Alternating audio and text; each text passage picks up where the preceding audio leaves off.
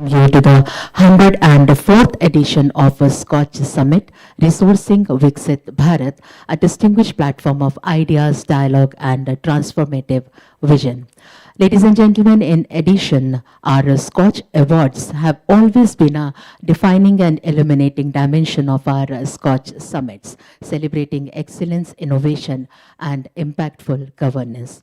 Continuing this proud tradition, we shall be presenting awards across various categories today during the interlude segments of today's summit.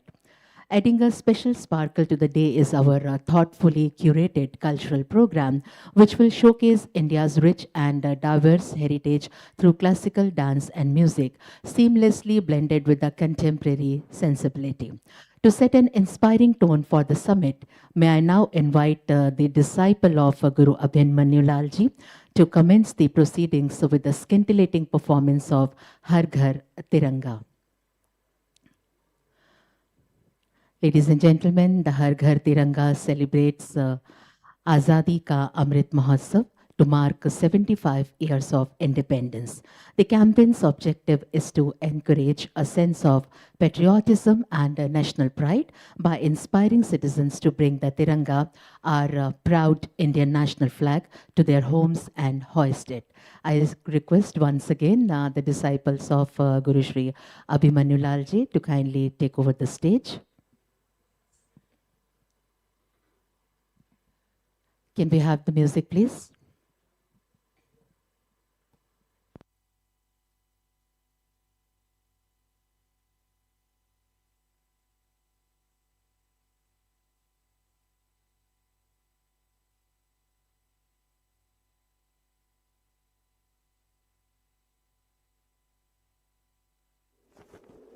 Bharat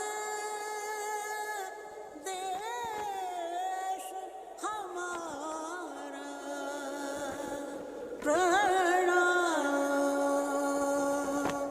घर घर तिरंगा, हर घर तिरंगा, घर घर तिरंगा, हर घर तिरंगा।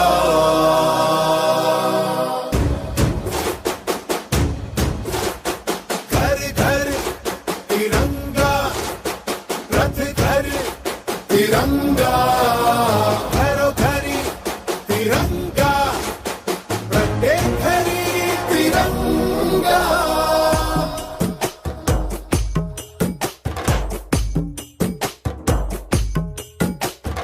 आसमान को पाना है, आसमान से आगे जाना है। नए भारत की नई कहानी अब आसमां को सुनाना है। गर्व है इस तिरंगे पर, सारे जहां को ये दिखाएंगे।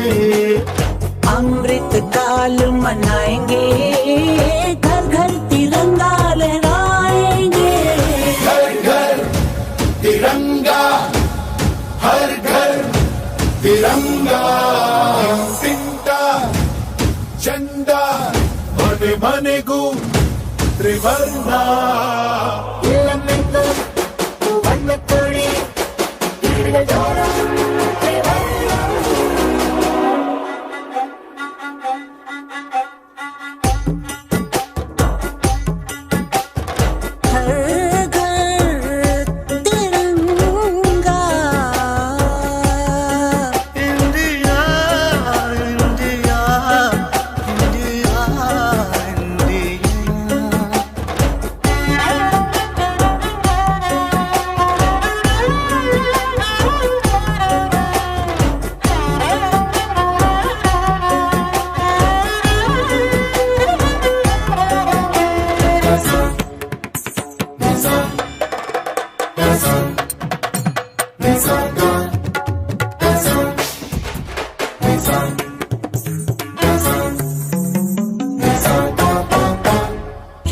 केसरिया रंग है क्या?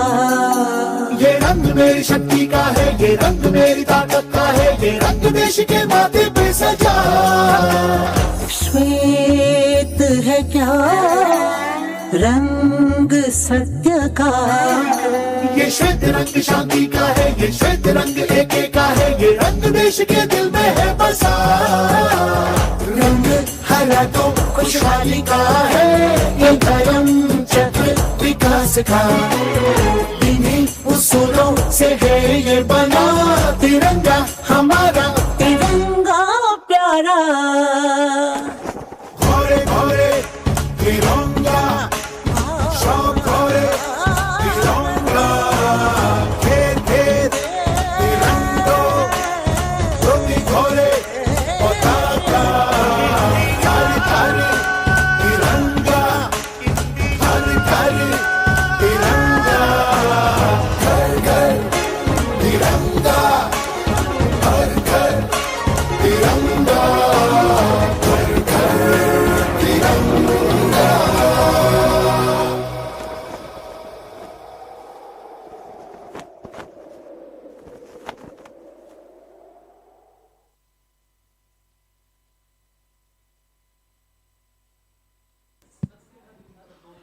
Ladies and gentlemen, that was a scintillating performance by ace dancer of our today's generation, Varsha Das Gupta.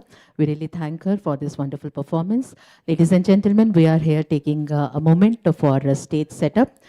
और इससे पहले हम पहले सेशन के सम्मानित मंच को आप सबके समक्ष आमंत्रित करें, उनके बारे में हम कुछ शब्द आपके साथ साझा करते जाते हैं.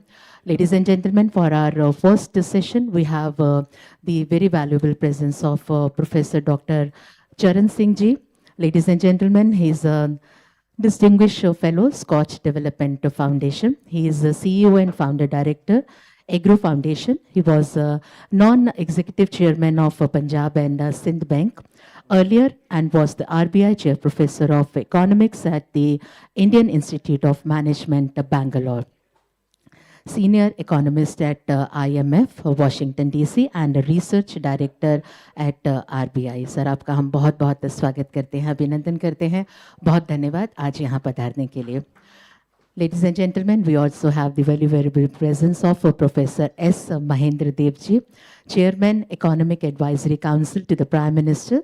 Professor S. Mahendra Dev served as Director and Vice Chancellor of IGIDR Mumbai, and earlier chaired the Commission for Agriculture Cost and Prices. He has 150 publications, 23 books, and has advised global agencies and Indian government committees.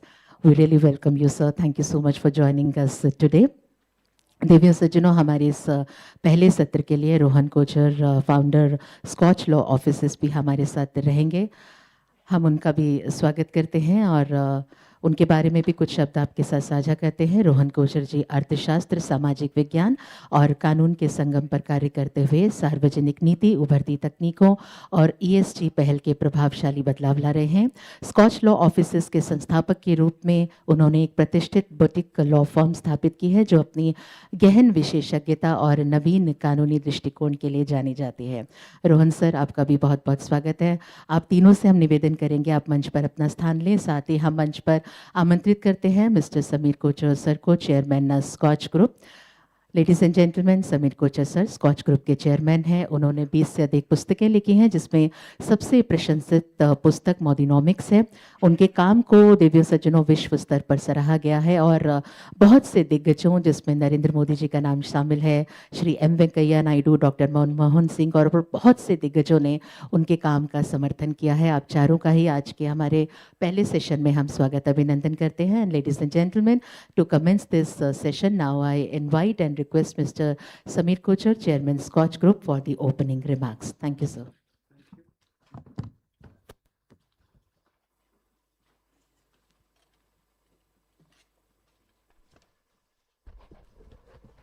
Namaskar and good morning. We have had 104 editions of Scotch Summit discussing only one subject, which is how India is going to become more inclusive. How we are going to have a Viksit Bharat, which has got growth, but that growth that is job generative, it is spatially dispersed, it is equitable, and it is sustainable. So such that no Indian is left behind. Having discussed this 104 times, now is the time to look at where is this growth going to come from. Do we have as a country resources available to do that? As you are aware, we are growing from between 7 to 8%, and to become Viksit Bharat we would have to grow between 9 to 10%. So this gap cumulative over a period of time is a huge gap. So do we really have a roadmap as a country? Is this feasible? How to do it? Uh, this is what this conference is going to be focusing on. Just last evening, I was listening to Mr. Shaktikanta Das, Principal Secretary to the Honorable Prime Minister, and he said that India is on its way from becoming incredible India to credible India. And he gave a list of reasons as to why that is happening. The biggest amongst them is in the ongoing turmoil around us globally, India is an island of stability. Also, he talked about how the reforms that have been unleashed over the past 10 years are cumulatively going to have an impact. So, economics is an art, it is also a science. It's today we are focusing mostly on the science part of economics, that if you have to grow 9%, then what is the kind of capital formation that is required? What is the kind of savings rate that is required? What is the kind of investment that is required? And given where India today is that feasible? And I have a very eminent panel of economists today who would be throwing light on this. So without any further ado, I would first invite Rohan Kochar, who's lead authored the paper that I have helped him author, Viksit Bharat Macroeconomic Imperatives for Development. And he'll share this entire roadmap with you, that from 20 trillion to 30 trillion, if there is a way forward for India, how we are going to achieve it. Rohan.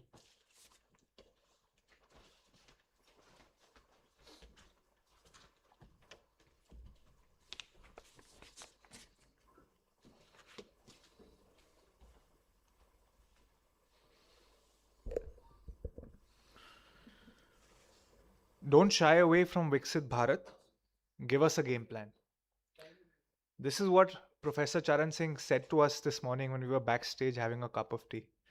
And in that spirit, I'd like to first address the honorable members of the dais, some of India's finest economic minds, the distinguished public service leaders amongst us today, who share the vision of the honorable Prime Minister for a Viksit Bharat 2047, and very, very pleased to present to you macroeconomic imperatives for Viksit Bharat 2047, India's path to a $20 to $35 trillion economy.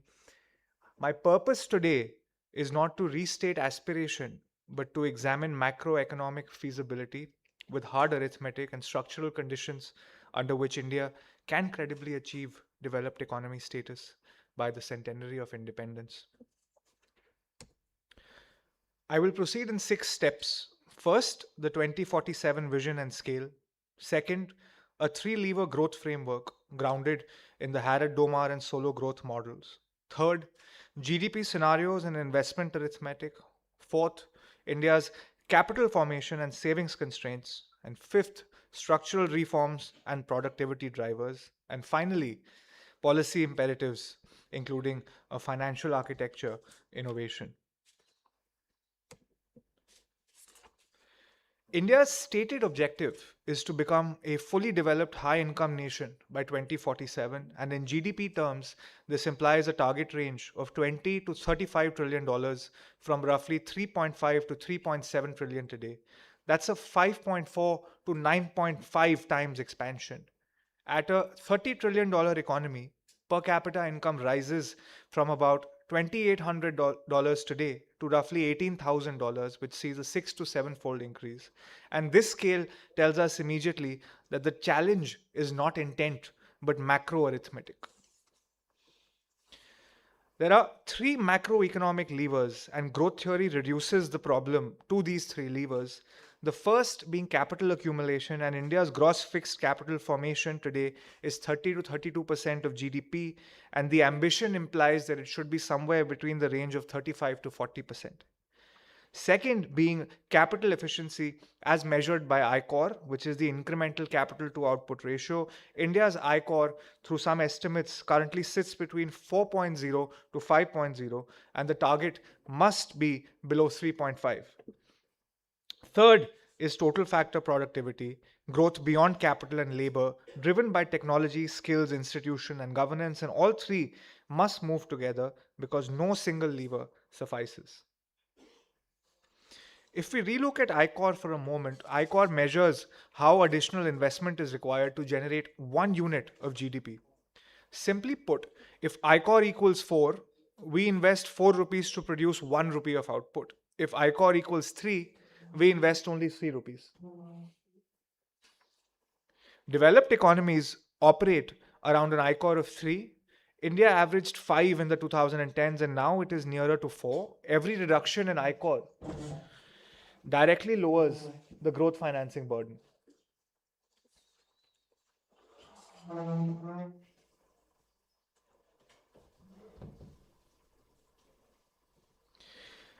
Total factor productivity captures efficiency gains from technology, innovation, skills, institutions, and management quality.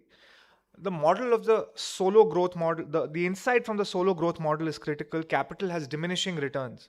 Sustained per capita income growth must come from productivity.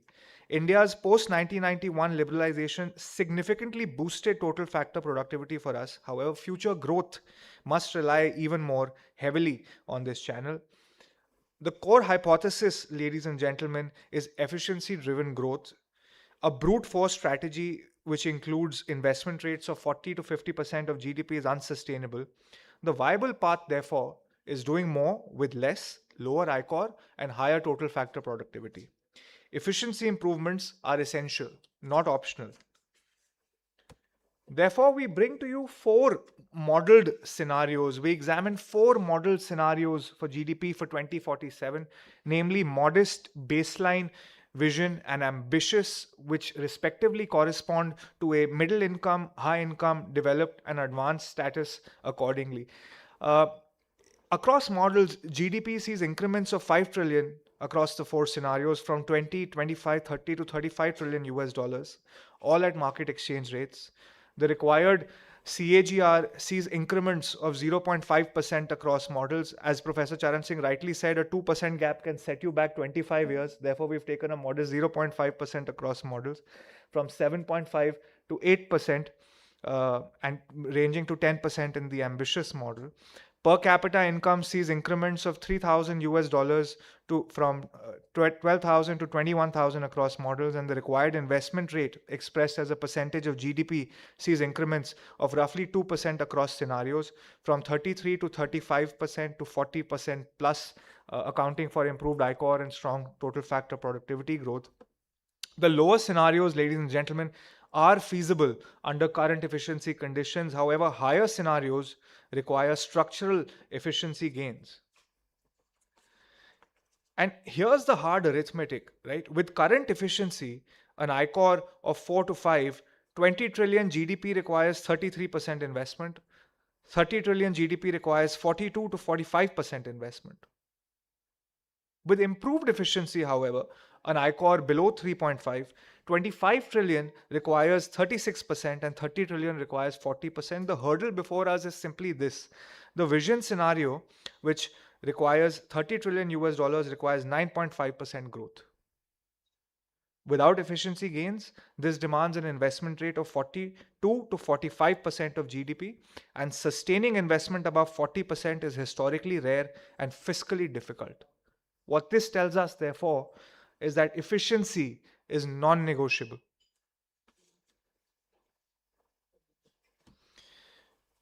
India's gross fixed capital formation as percentage of GDP is currently 32%, the highest in a decade, and still 3 to 8 percentage points below targets. Private investment announcements are up 39% year on year, and the private sector now accounts for about 70% of new projects. Government capex as a percentage of budget is also at a 10-year high. Domestic savings as percentage of GDP are relatively low at 30% and must rise to mid-30s minimum. External commercial borrowings are 1.2% of GDP, which in a sense are only supplemental as we cannot rely on external capital, as Professor S. Mahendra Dev was rightly saying this morning. It's volatile. Therefore, momentum exists, but financing is the constraint. The macro identity, ladies and gentlemen, is simple. Investment of 32 to 40% must equal domestic savings plus external flows. Today, domestic savings are at roughly 30% plus 1.2 external commercial borrowings, which gives us 31.2%, barely covering current investment. High growth paths require significantly higher domestic savings to avoid external debt traps. And however, through recent policy suggestions, such as the ones Professor S. Mahendra Dev was highlighting to me earlier this morning, an increase in the deposit rates, this is being addressed. Household financial savings have unfortunately declined to 5 to 5.3% of GDP, even though physical savings remain strong. ECB stands at $190 billion, about 5% of GDP. FY25 registrations are 34 billion US dollars, with nearly 50% used for capex.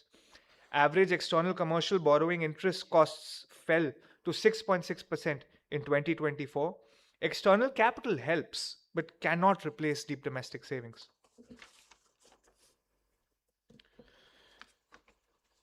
If we look at digital and technology reforms, the National Quantum Mission commits 6,003 crore through the 2031 for quantum computing and networks mission. The India AI mission allocates roughly 10,000 crores, including 10,000 plus GPUs, in a public-private compute grid.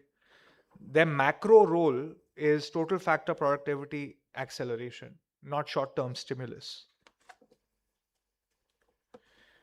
On the tax reform front, GST created a single internal market, reduced logistics costs, and increased formalization, adding an estimated 1 to 1.5% to long-run GDP.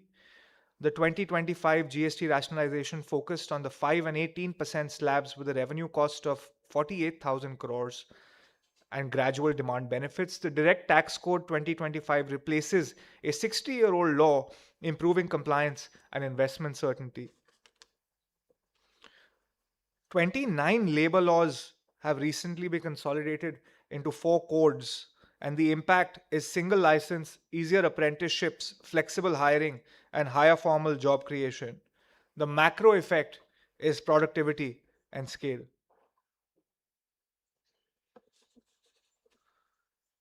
PM Gati Shakti has helped reduce logistics costs to 8% of GDP.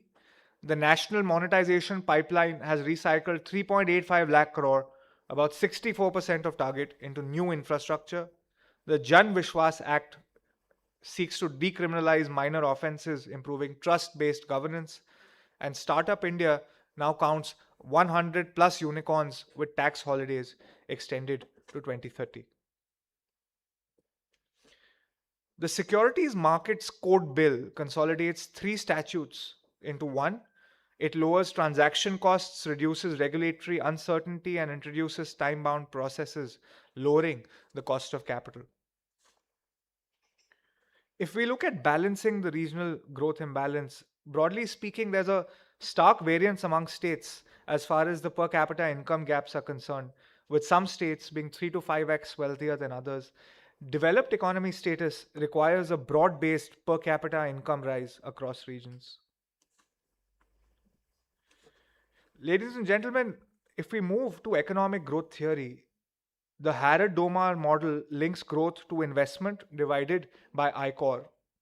The solo growth model shows long-term growth and depends on total factor productivity, since capital has diminishing returns and that technological change and innovation are critical. East Asian evidence reveals that combined 35 to 40% investment with a productivity catch-up for China and South Korea. Therefore, theory and evidence clearly align. If we look at domestic debt and growth theory, a moderate domestic public debt can support growth if used for productive investment. It remains marketable and stays below crowding out thresholds. India's approach does broadly meet these conditions.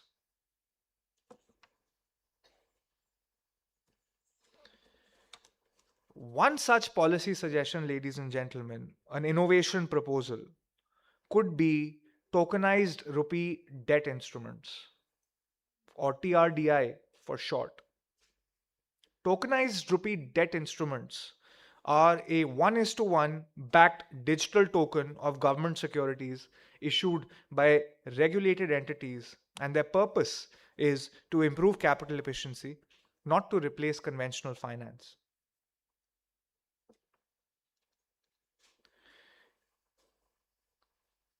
TRDI is not CBDC and it's certainly not a stable coin. It is tokenized sovereign debt within a regulated framework.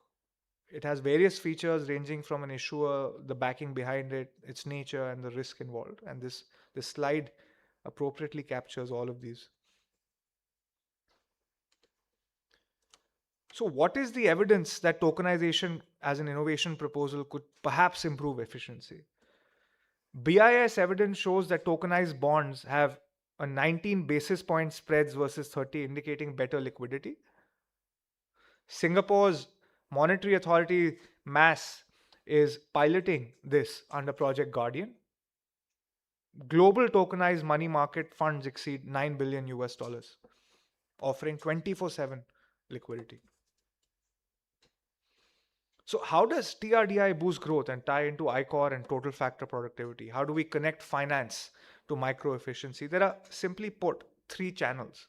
Number one, instant settlements that lower working capital lockup, better liquidity lowers yields, programmability improves allocation, and these small efficiency gains compound over decades, therefore boosting total factor productivity and lowering ICOR. The policy imperatives, ladies and gentlemen, and before we come to them, pension and insurance as a transmission mechanism is an important thing to look at, because we could potentially pool these small household savings into patient capital for infrastructure and productivity investments. Lower capital costs, improving risk sharing, and smooth investment cycles would raise capital efficiency and total factor productivity, and redirecting household wealth from low productivity assets to financial instruments supporting economic expansion could be the way forward, providing stable, long duration funding for high return productivity investments and human capital development. If we look at the policy imperatives for Viksit Bharat 2047, there are four. Number one being mobilizing domestic savings. Number two being improving capital efficiency. Number three being boosting total factor productivity. And number four, sustaining structural reforms. 33 to 40% investment plus ICOR below 3.5 plus TFP acceleration equals a feasible 2047 pathway, and that, ladies and gentlemen, is the proposed game plan. In summary, Viksit Bharat 2047 is achievable, but only through efficiency-led growth. The formula is simple: high investment plus lower ICOR plus technological innovation equals a $30 trillion economy. And the key takeaway for us today is that capital accumulation alone will hit a wall. If economic growth theory tells us something, it is that India must embrace financial innovations, perhaps such as TRDI, to grease the wheels of growth, ensuring that we get more output from every rupee invested, because this ultimately, ladies and gentlemen, is a marathon of productivity, not a sprint of spending. Thank you. Thank you for your patience. I look forward to the discussion.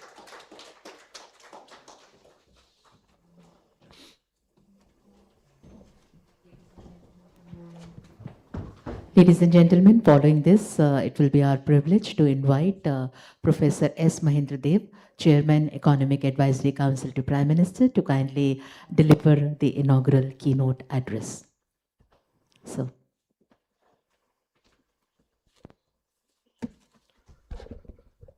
good morning. Let me first compliment the SKOCH Group for this 104th summit. Their summits include a lot of policy discussions, particularly on inclusive growth, and also awards to encourage the states and many other stakeholders, and very valuable summits.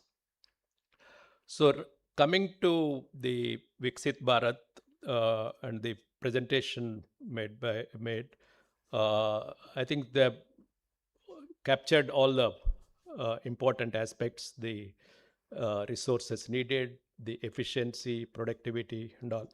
So I'll first start with, to put this in context, I'll start with the history.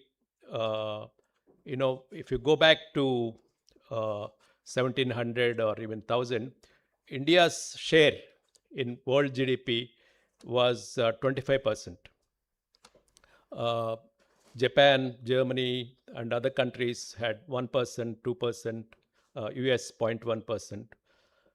But after the Industrial Revolution, the British and other countries, their share increased. And also during British rule and all, our share has come down to about 9% or so. At the time of independence, we have only 5%. Then at the time of independence, almost everybody was socialist ideas, and we didn't concentrate on labor-intensive manufacturing that time.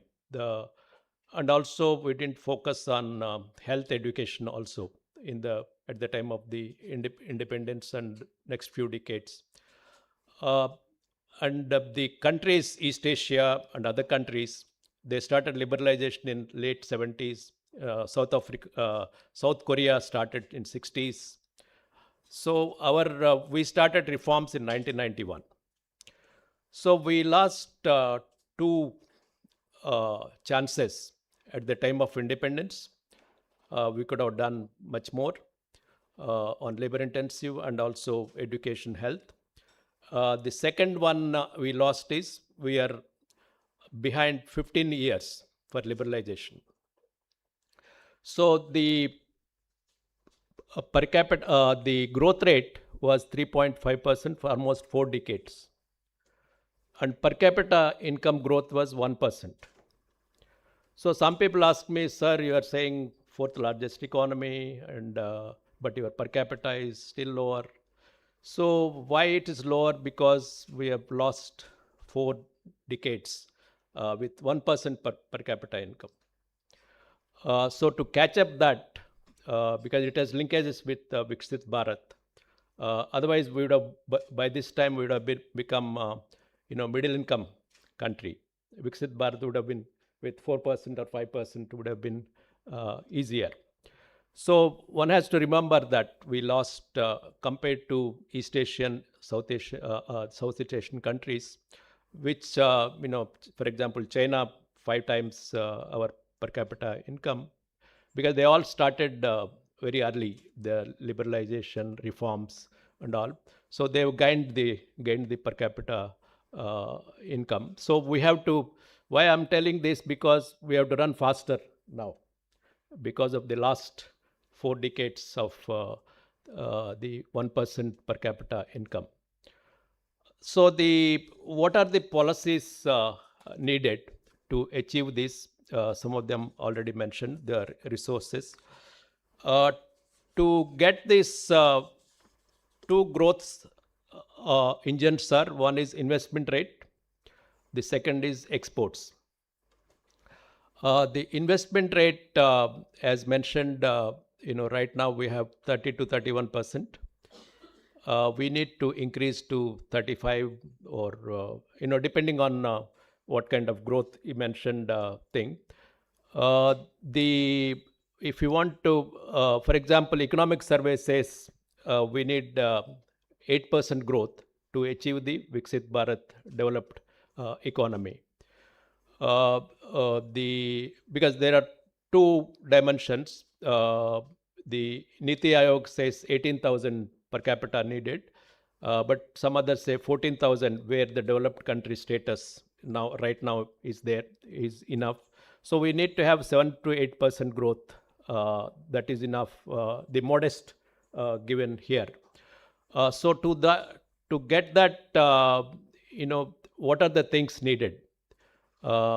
government is investing in the budgets and all, capital formation is happening, but we need to increase the private capital much more, private capital, because their share has declined in recent years. Unless you increase the private capital, you can't achieve the investment rate of 35 to 38% or so. So private capital, in the last few years, as I mentioned, the share declined. But now they have a lot of cash on the corporate sector and all. So some of the industrialists come to me and I ask them why you are not investing. They say, sir, it's uncertain global situation and all. But you have been saying for the last 1 decade, saying it's uncertain and all. And there will be uncertainty in future also. So, when will you invest and all? But luckily, a lot of investment is happening now. The many if you see CMI data, almost 25 lakh crores or so in the last 6, 7, 8 months or so, there is investment.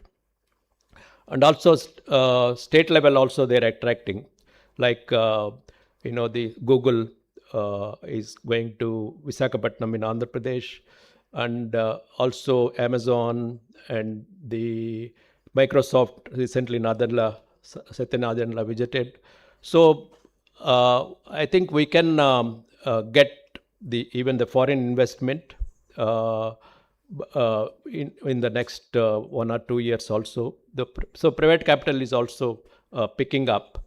But some of the studies have shown that a study by Chetan Ghate from our EACPM using the CLEMS data. CLEMS data is the RBI data.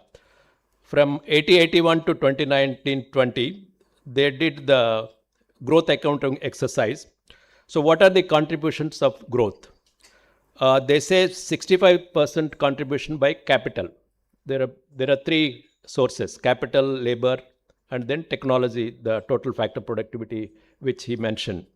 So capital is 65% and labor is about 31%, whereas total factor productivity is only 3.6%.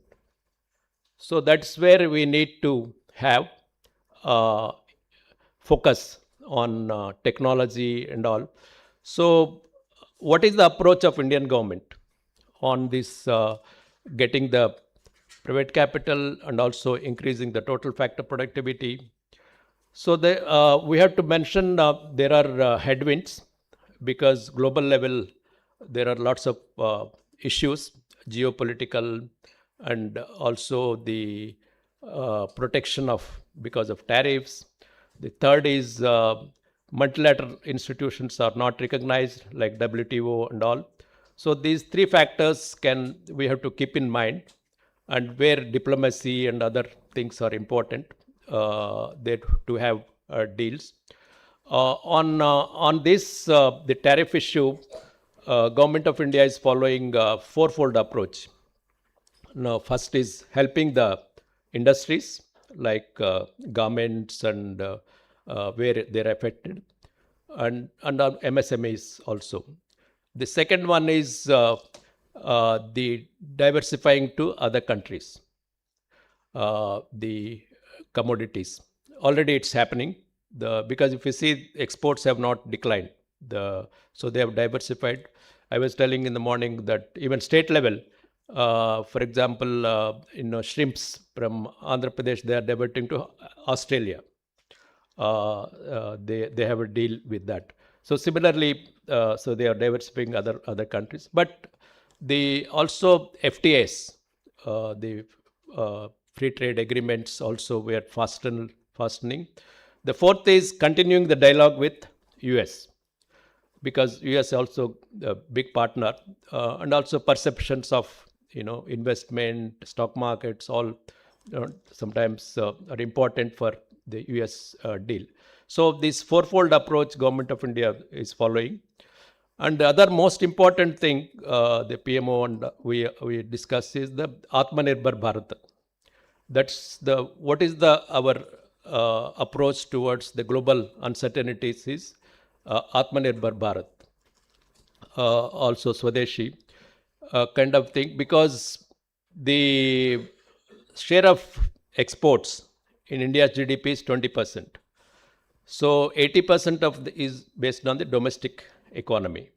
So we have to how to have more capital, more efficiency, more total factor productivity depends on our policies. So the policies government of India is doing all, or reforms is one of the important things. The and also Atmanirbhar Bharat is important because now if we see the many countries, they want to produce in their own countries many things. So other sources of growth for Viksit Bharat, apart from investment and exports, because exports are also important in spite of 20% thing. Others are the human capital is very important because and technology, that is one of the important sources of growth. The digital infrastructure and all, where India is good in that. In other countries also learning on digital infrastructure. And the third one is the urbanization is increasing in India. I think by 2040s or so, it will have 40%, 45% urbanization, and by 2050, even 50%. The other one is the women's workforce participation rates, where we have right now 35 to 40%. World average is 50%. So if you increase the women's participation rates, the labor codes also are helping women's flexible working hours and all. So if we can increase, so some of these sources, and then total factor productivity, innovation, all these contribute to the, and technology like AI, because sometimes there is a spurt in the growth due to AI and total factor productivity and all. So that can take us to the Viksit Bharat. But another most important source is the structural transformation from agriculture to industry and services. Because agriculture, still 46% of the workers are in agriculture with 15% GDP share. So how do you shift to the manufacturing and services, an important source of growth, because manufacturing share in employment is still 11 to 12%, and GDP share is 17%. So how do you increase the manufacturing and services? Because at global level, manufacturing, there is a protection. And people are doing industrial policies. In fact, there is a study by Danny Roderick of Harvard University. The industrial policies in the last decade increased from 150 to 1500. So everybody wants to have their own industrial policy and produce some of the things in their own countries. Earlier, trade used to be there, but now because of protection, the geopolitical concerns, so they want to produce in their own countries.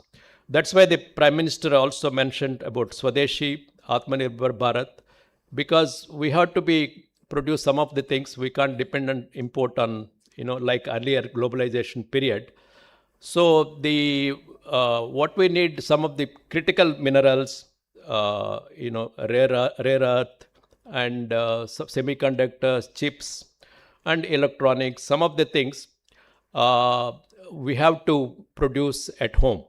It is against the comparative advantage theory, which the British economist David Ricardo said long time back in 1800 or sometime. So earlier what used to say, which is cheaper, we used to import.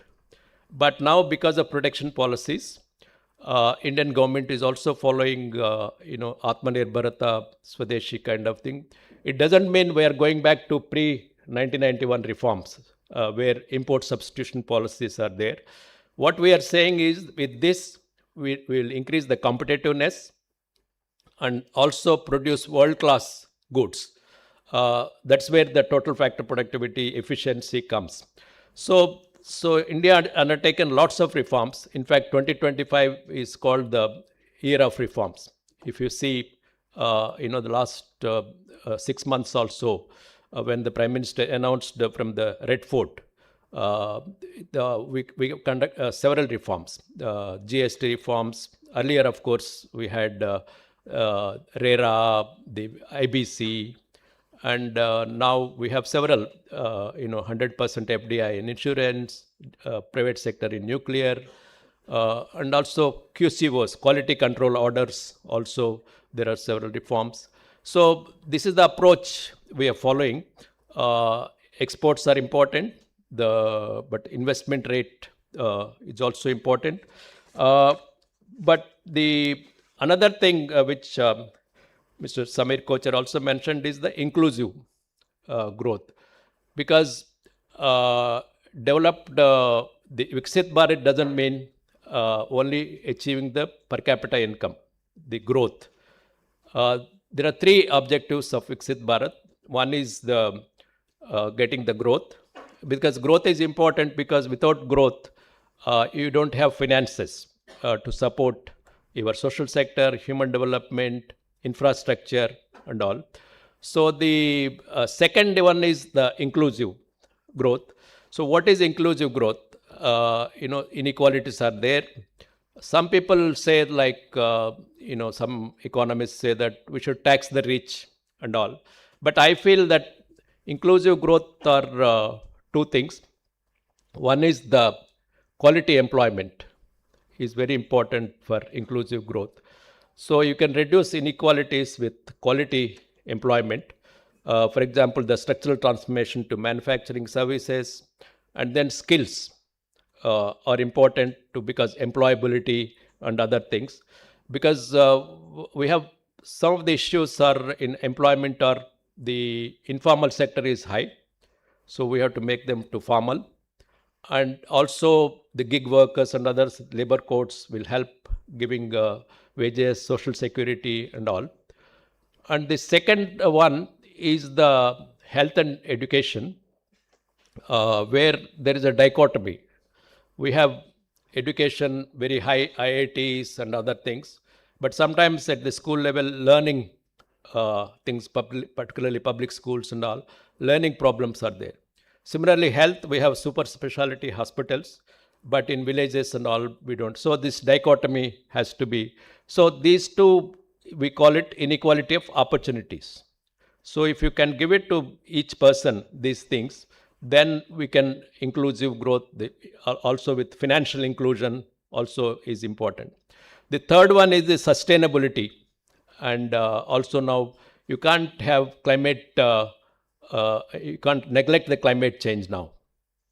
So these are important things. So it's not only the growth, but inclusive and also sustainable, because without sustainability, and also it has impact on the manufacturing, because we have to follow this sustainable practices like renewable energy we have to do, and ESG kind of things at financial level, corporate sector and all. So these are the important things, and we are following to come to the some of the as I said, manufacturing, even MSMEs are very important, because the government is focusing on technology, marketing, and credit. But also MSE's problem is that some of the regulatory environment is also important, because we can't have too many inspectors and other things. So the government is now appointed 2 committees on regulatory ease of doing business. We are focusing actually a lot of things on ease of doing business, because that can increase the efficiency, total factor productivity, and all. So all these reforms are towards what Rohan mentioned on efficiency. So to coming to the conclusions, India, in my opinion, with all these policies and resources mentioned, of course, resources we have to see the not only at the aggregate level, at the sectoral level also. I mean, how much to agriculture, manufacturing, services, how much to health education, how much to physical infrastructure. So all these things resource one has to do. Uh, so some of the estimates by D.K. Srivastava and others show that India's share at the time of independence was world GDP was 5% or so. So by 2045 or so, with these policies, including the efficiency and all, we may reach 25% of world GDP. And China will be about 15%, US will be about 9%. So we'll be the largest share in world GDP by 2045 or so, 47 or so. The two structural issues I mentioned, one is the labor intensive manufacturing we have to focus, and second, health and education. And I have two more points. One is role of states is important. See, India is a federal state, because without states' role, they are doing GDP projections. UP announced, others announced how much 2047 they will, for example, Telangana said $3 trillion by 2047. So we need to have state level, resources, projections. And also in a large country, we should not look at only all India. Interregional development is important, because one British economist, Joan Robinson, said, whatever you can rightly say about one part of India, the opposite is also true in another part of India. So for example, we say Kerala, human development is high, there are unemployment problems. But if you talk about Bihar or Northeastern, there are different things. So one has to look at the regional, of course, even at district level, one has to go there. So what we are, why India is important and doing well, because of three factors. One is political stability. Second is macroeconomic stability. If we see fiscal, monetary, inflation is 2% now, and then flexible inflation targeting says 4% is the thing. Although some people say inflation target should be higher than 4%. The third important thing, apart from political stability, macroeconomic stability, is the large domestic economy. Why many people want to come to India? Because we have 1.4 billion population. So these three things are putting, we can achieve the, higher growth.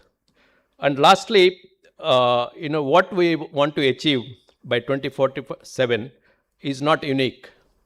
Many other countries have achieved. We have to avoid the middle income trap. Some of the countries, for example, the World Development Report said out of 100 countries in 1960s, only 29 countries achieved the developed status by 2025 or so. So India has to be careful about the middle income trap. So because once we reach middle income, we tend to be, complacent and things. So we have to be worried about that. So to conclude, India has progressed on many fronts. The task is to build on the achievements so far and move towards a society and economy that is not only prosperous, but also inclusive and pro-nature. Thank you very much.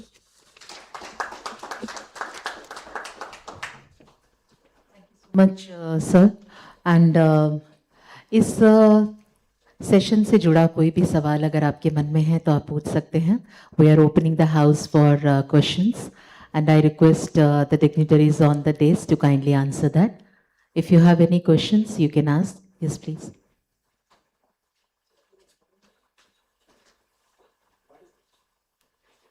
Hello. What is the impact of this 500% tariff and all that Trump is threatening on Indian economy?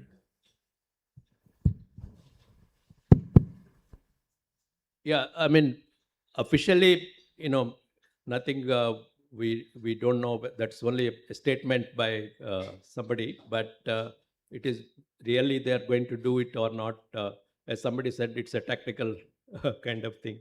So I don't think, that will be there, but our people are, of course, negotiating with the thing. So uh, even the Indo-US deal, even 50%, those things, that negotiations are going on.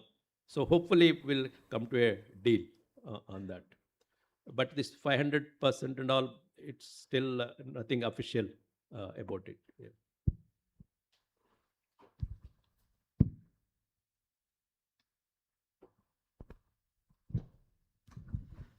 Morning, sir. I'm Dr. B.K. Das, Director General, DRDO. Just one simple question. When we are going for Viksit Bharat, we should be very strong on our economy and we should choke the import by some source. But today, what we are finding in many cases with this globalization and economic emancipation, many of the industries, though it looks indigenous, many of the stuffs really come out from abroad and choked it on the brand of indigenous systems and getting through. Probably where DRDO is having a tough contest to do. How at a top level, we have a policy to choke that the most of the things should be truly indigenous when we are supporting Indian defense. No, that is the problem, because earlier with globalization, the trade and supply chains were very efficient. With protectionist policies, they have become, inefficient and also costly. So, in that context, as you mentioned, that Indian government, this Atmanirbhar Bharat and Swadeshi is the, it's basically for that. I mean, we can't depend on other countries for some of the critical things. We can't manufacture everything. I mean, it's impossible for any country to manufacture everything. So, but as far as possible, for example, we are doing a study how many you know which are imported we are doing even for this agarbatti, these things, sticks and other things also we are importing the things. So many other things, important things also. Even defense, we started doing indigenous things. uh, so these, as I mentioned, semiconductors, chips, and other things which are used, in many parts of industries. So we should be self-sufficient on that. And some exports and imports are inevitable. So we have to keep on negotiating FTAs and keeping our national interests. I mean, for example, agriculture, sometimes we can't compromise because say they have this $800 billion subsidies by Europe and US, and with large farmers. So we have to compete with their subsidies, large farmers, with our small farmers who are 86%. So that's why we don't want to compromise on agriculture particularly. Thank you, everyone. And with this, I request Professor Charan Singh Ji to kindly summarize the session with his closing remarks. Thank you, sir.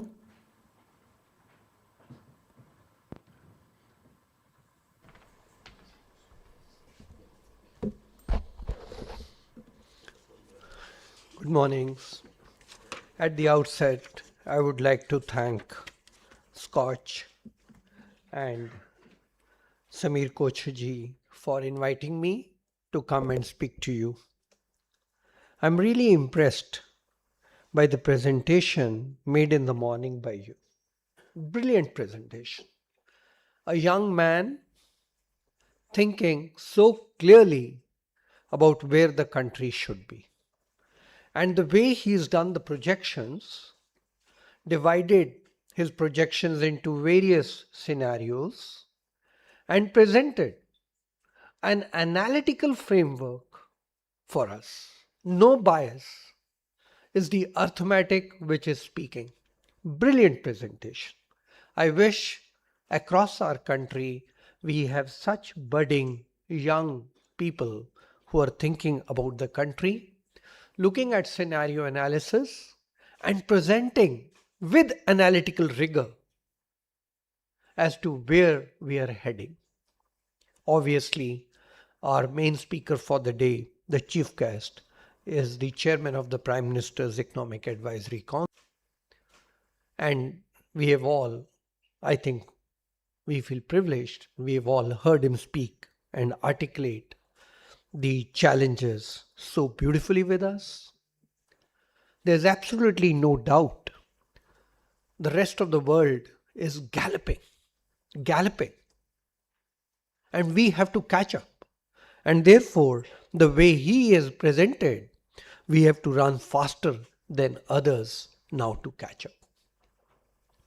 There are countries which were as bad or as poor or as underdeveloped about 80 years ago, even 70 years ago, even 50 years ago. And if you specifically speak about China, till 78, they were just like us.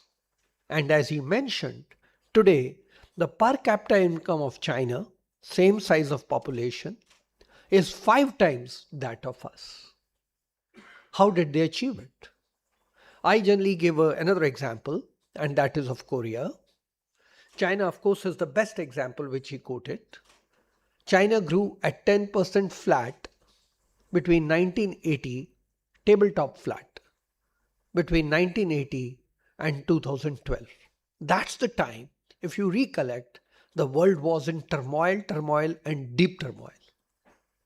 But Korea, before that, grew 8%, again tabletop average, between 1962 to 1989. And that time also the world was in deep trouble. And they grew it. So he's right. He has mentioned many factors. The important one, of course, is structural transformation. And he also spoke about sustainability. And then he also did speak about stability. As a country which is rich in demographics, MSMEs play an important role, and he mentioned about it. So in a nutshell, in this morning session, we have had an excellent viewpoint from a young budding economist with analytical rigor, and from the chairman of the Prime Minister's Economic Advisory Council, an overall picture of where the country is and where we should be heading. I would now like to add a few points of my own, and I won't take more than 2 or 3 minutes. While you are on this beautiful struggle with Viksit Bharat, and you have done 104 such summits, congratulations. And I have been part of your journey from a very long time when you really started. And I remember very clearly your first book, your second book, and your book on financial inclusion, where even I contributed a chapter. You're so right, your journey is fantastic. But then, why bring all this up is, when we are talking of inclusive Bharat, inclusive growth, there are certain things we have to keep in mind. Microfinance institutions have done a great job. And he just mentioned, and when we all entered, the Prime Minister was talking about it in the video that we saw. But now, when we are embarking on Viksit Bharat, there are 3 things which I want to flag. 1, and I'll be brief, I'm aware of the time. 1, what is the definition of Viksit Bharat? I, for a very long time, pursued per capita income. In one of the webinars, Dr.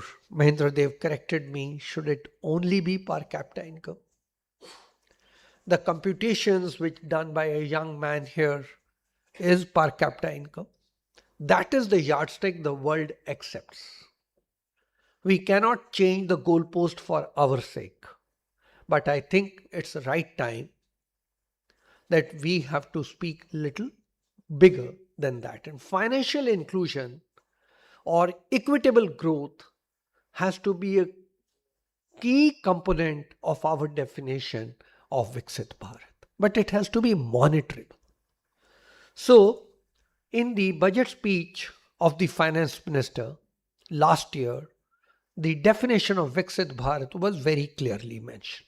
How does Government of India, it comes from the Punch rules, how does the Government of India look at Viksit Bharat? So they said, we want zero poverty. Zero poverty. We want 100% education.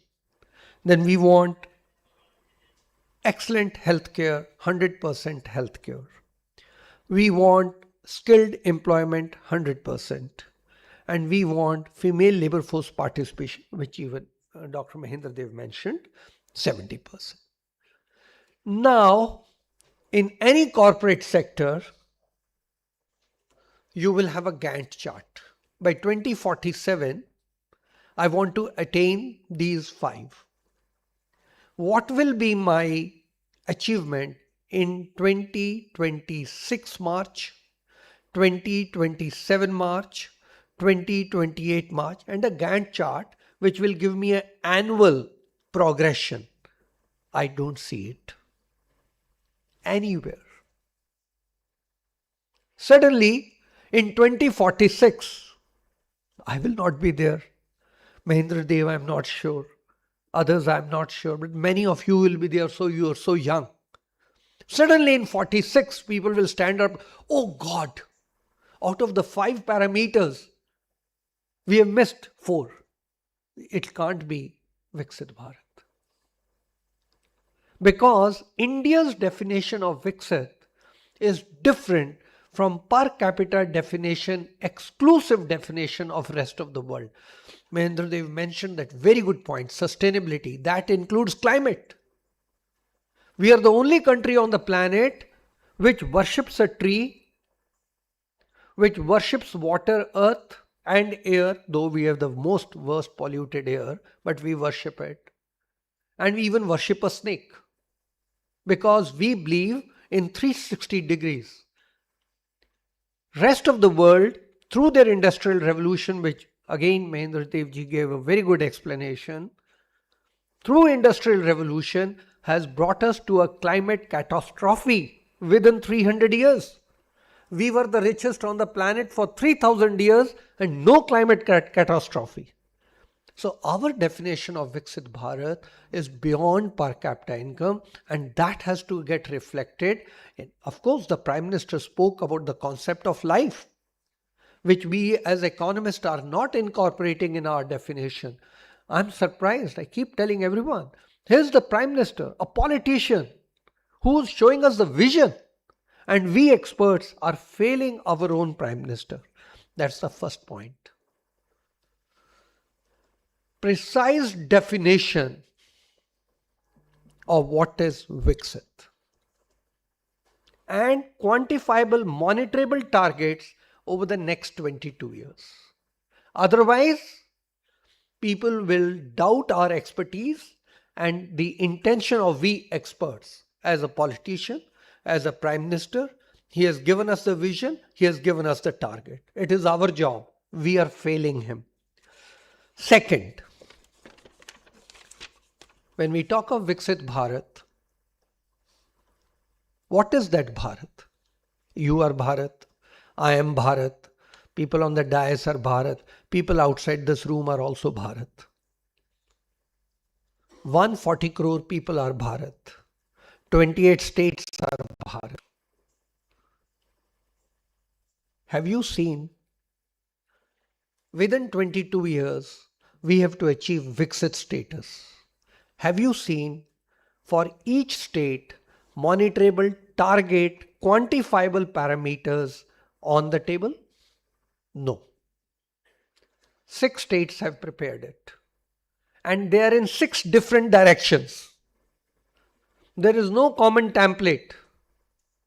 Can you achieve Viksit Bharat like that? No. Until there is convergence of energy, until there is a focus, there is an ambition, you cannot. And you are now working, and that's my third point. But before I come to the third point, while the states are not working with the Viksit Bharat plan, All the 28 haven't done it so far. The 6 which have done are in all different directions. Have institutions done it?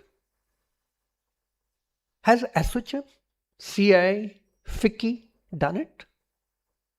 Has any commercial bank done it? Has insurance sector done it? Has the regulator done it? That in 2047, this will be the size of the economy. I'm regulating. There are many regulators in the country. There's an insurance regulator, there's a SEBI regulator, there's a Reserve Bank regulator, there's a Provident Fund regulator. I will be regulating a country with this size of finances. What type of a regulatory mechanism I'll need to make a GM? I was in 2009 when I voluntarily resigned from the Reserve Bank, I was a GM. It takes 25 years to make somebody a GM who can take important decisions. We have 22 years to become Viksit. No. Again, the Prime Minister has given a vision. The experts are letting him down. The third, and that is the worst, I can tell you. Me, Dr. Mahendra Dev, all our life, we have worked in institutions, we have tried to stabilize the economy. Whatever little might that we could contribute, whatever little role that we had, we were very responsible trying to bring in stability into the economy. Whatever role we could contribute, financial or economics, whatever. Today, the world is different.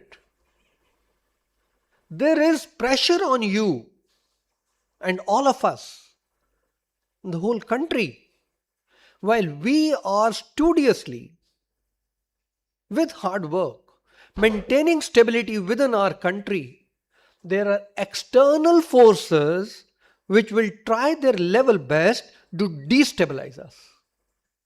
And therefore, our financial stability has to factor these destabilizing forces which are going to hamper our journey. It's not the first time somebody is going to do it. When a seed breaks out of the ground, it faces many challenges. Even once it breaks out of the ground, there's a goat which is trying to graze it. When it becomes little taller, there is a cow passing by. And if it's still taller, the giraffe is still going to eat it. So don't think the nature doesn't face that challenge. Don't think Korea and China did not face that challenge. Don't think that America, while it was trying to outpace the UK, did not face that challenge. Everybody faces that challenge when you grow. You grew from a child to adolescent, you had teenage challenges. From teenage, you grow into a young man, you had challenges. There are challenges at every stage. Point I'm making is, and that's the last point I'm making, while we are maintaining financial stability in our country, there are factors which will come from outside the country to destabilize. And are we ready for it? I, at least, haven't seen a public discourse on those sort of challenges. Thank you very much.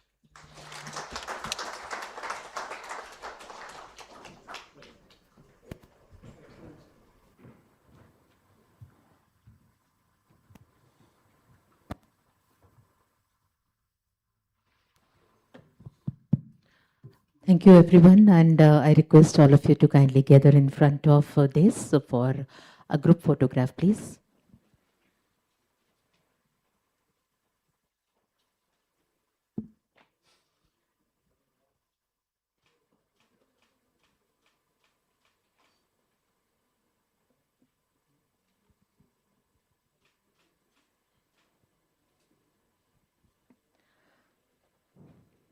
Thank you so much, everyone, once again, for this bright session.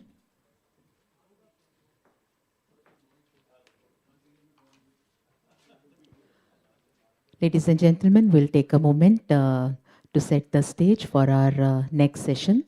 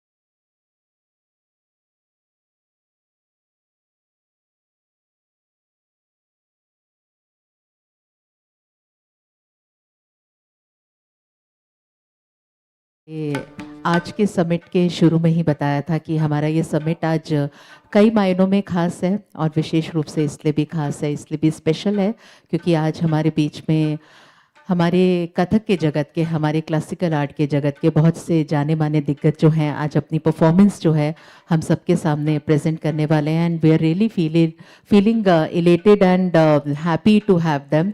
First of all, let me introduce you to Guru Shri Abhimanyu Lal ji on drums. You can see we can have our warm welcome. हम तालियों के साथ उनका स्वागत कर सकते हैं, उनका अभिनंदन कर सकते हैं. आपको बता दें गुरु श्री अभिमन्यु लाल जी हमारे कथक जगत के, हमारे क्लासिकल आर्ट जगत के बहुत ही जाने माने गुरु हैं, नर्तक हैं, डांसर हैं, कोरियोग्राफर हैं, हिंदी में कहें तो संरचनाकार हैं और बहुत सी शिष्य शिष्याओं को अब तक वो ट्रेन कर चुके हैं इस आर्ट में और अपने आप में एक बहुत बड़ा नाम माने जाते हैं हमारे कथक जगत के. और हम जब कथक की बात करते हैं, हमारे क्लासिकल आर्ट्स की बात करते हैं तो आपको बता दें कि लाइव म्यूज़िक जो है वो स्पेशलिटी होती है हमारे क्लासिकल आर्ट फॉर्म्स की. तो आज हमारे बीच में हमारे बहुत ही वैल्यूएबल और ऑनरेबल म्यूजिशियंस भी हमारे बीच में हैं. We have very valuable presence of Shri Yogesh Gangani ji on tabla. Ladies and gentleman, let's put our hands together for him. देश विदेश की बहुत सी यात्राएं अब तक कर चुके हैं. On harmonium and vocal we have very famous, let me tell you, Samiullah Khan sahab. हम उनका भी बहुत बहुत स्वागत करते हैं जिन्होंने आवाज़ की दुनिया में अपना बहुत नाम किया है और एक बहुत जाने माने म्यूज़िक कंपोज़र भी हैं. And on sarangi we have very senior Nasir Khan sahab ji हमारे बीच में हैं. हम उनका भी बहुत बहुत स्वागत करते हैं. आपको बता दें कि उनकी एक पूरी लेगेसी जो है वो इस समय, उनके बेटे भी, उनके सुपुत्र भी, उनकी पूरी लेगेसी जो है वो सारंगी प्लेइंग की दुनिया में जो है वो अपना नाम कमा रही है. बहुत बहुत स्वागत है. And on pakhawaj you can see we have very handsome Ashish Gangani ji and he is also from the Jaipur gharana, Jaipur Kathak घराना, और बहुत ही सुंदर पखावज प्ले करते हैं. और इन सबको हम सबके समक्ष जोड़ कर लेकर आए हैं गुरु श्री अभिमन्यु लाल जी. उनका बहुत बहुत हम आभार व्यक्त करते हैं. और उन्हीं के स्टूडेंट्स जो हैं, उन्हीं के डिसाइपल्स जो हैं, जो प्रोफेशनली काम कर रहे हैं, आज आपके समक्ष अपनी प्रस्तुतियाँ देंगे. तो उनकी पहली जो प्रस्तुति है इस सेशन में वो है महादेव. सो ये एक बहुत ही डिवाइन प्रेजेंटेशन है आप सबके समक्ष. I request the dancers to kindly take over stage. और अगर आपको ट्यूनिंग के लिए समय चाहिए तो please you can take. Thank you.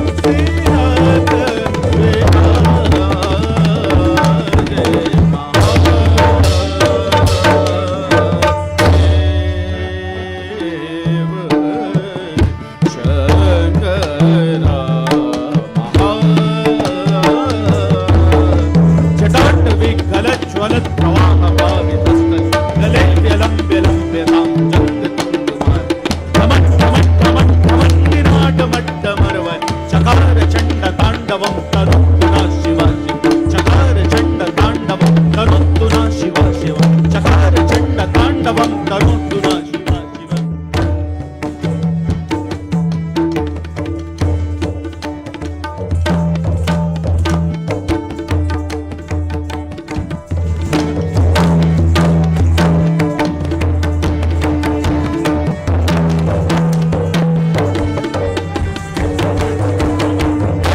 वदन त्रिलोचन भस्म अन्तर्भुजं महादेव पंचवदन त्रिलोचन भस्म अन्तर्भुजं महादेव पंचवदन त्रिलोचन भस्म अन्तर्भुजं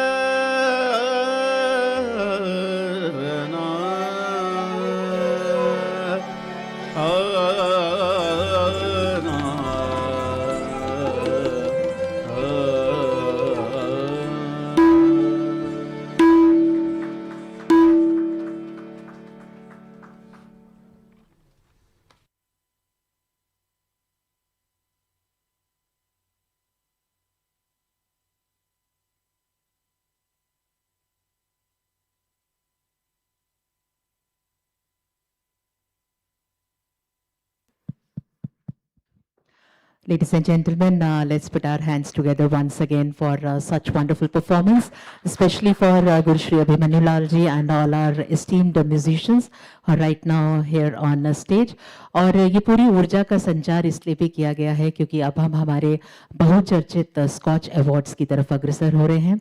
And for our first segment, may I please request Sameer Kochar sir, Chairman SKOCH Group, to kindly grace the stage with his valuable presence. और इसी के साथ हम हमारे स्कॉच अवार्ड्स की घोषणा करते हैं, उसके ओर अग्रसर होते हैं. Let's put our hands together for Sameer Kochar sir, the man himself behind all these summits.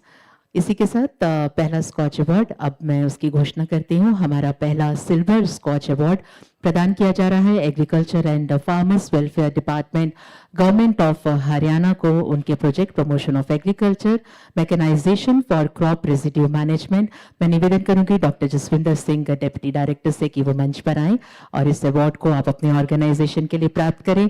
हमारी तालियां जो है वो बजती रहे. आज ऊर्जा का संचार जो है वो रुकना नहीं चाहिए. ये बहुत स्पेशल अवार्ड्स हैं ladies and gentleman.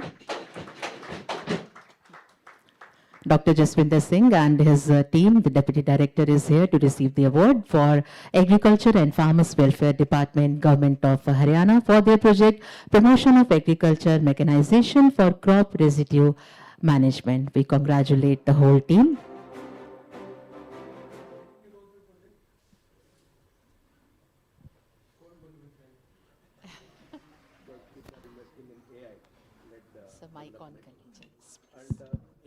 Hello. Thank you so much. Actually, we are from Bharat district. From last to last year, our AFL locations were 227. It is very challenging for us how to reduce this AFL number of AFLs. And in the last year, active file locations. In the last year, this number reduced to 99. But with the great efforts of our department, we reduced this number to only 8. So, thank you all. Thank you so much. Thank you so much, Thank you very sir. much. Thank you and congratulate to the team and organization once again. Now with this, our next Silver Scotch Award, we are going to present this to Andhra Pradesh Central Power Distribution Corporation Limited. I invite Mr. TVS M. Murthy, Director Projects, to kindly be on the dais and receive this award. Ladies and gentlemen, this is our Silver Scotch Award for Andhra Pradesh Central Power Distribution Corporation Limited for their project construction of 33 by 11 kV containerized substation. Mr. TVS Murthy, Director of this project, is here to receive this award. Ladies and gentlemen, let's put our hands together.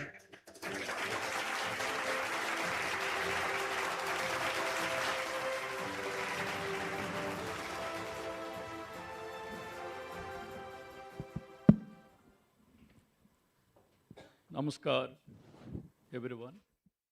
I am TVS Murthy, a Director, Projects and HRD at Andhra Pradesh Central Power Distribution Corporation Limited, Vijayawada, Andhra Pradesh.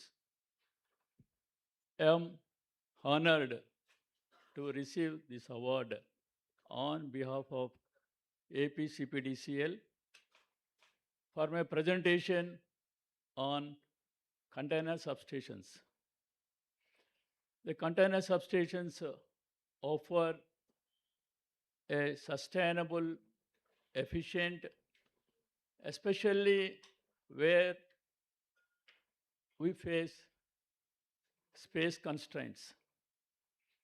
I would thank the SKOCH Award Committee for recognizing innovation in various fields. And I am grateful to our team for support me for preparing this presentation. Thank you. Thank you so much sir. और इसी के साथ हमारा अगला silver scotch award प्रदान किया जा रहा है बुलंदशहर खुर्जा डेवलपमेंट अथॉरिटी को। मैं मिस ज्योत्सना यादव सेक्रेटरी से निवेदन करूंगी कि वो मंच पर आएं और इस अवार्ड को बुलंदशहर खुर्जा डेवलपमेंट अथॉरिटी की ओर से प्राप्त करें। Ladies and gentlemen, this is our Silver Scotch Award for Bulandshahr Khurja Development Authority for their project Anokhi Dunya. And such a beautiful name, Anokhi Dunya. Would like to listen what is Anokhi Dunya is all about. Ms. Jyotsna Yadav, Secretary, is here to receive this award.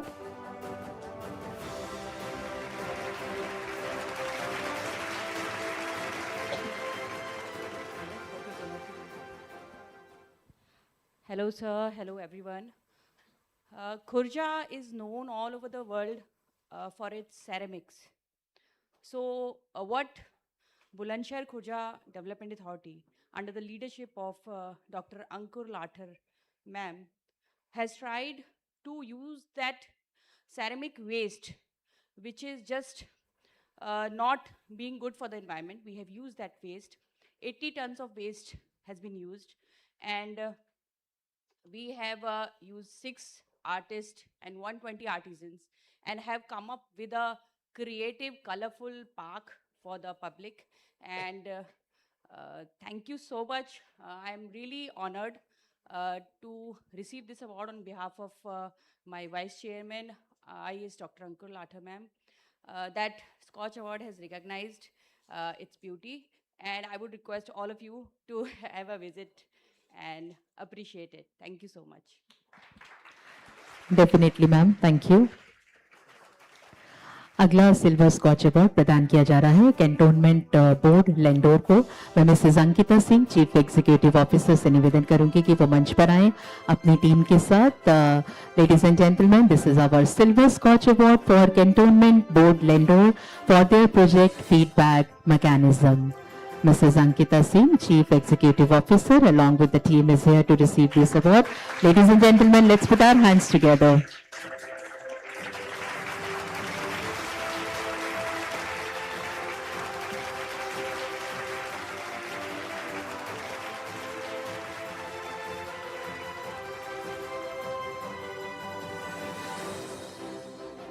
The project.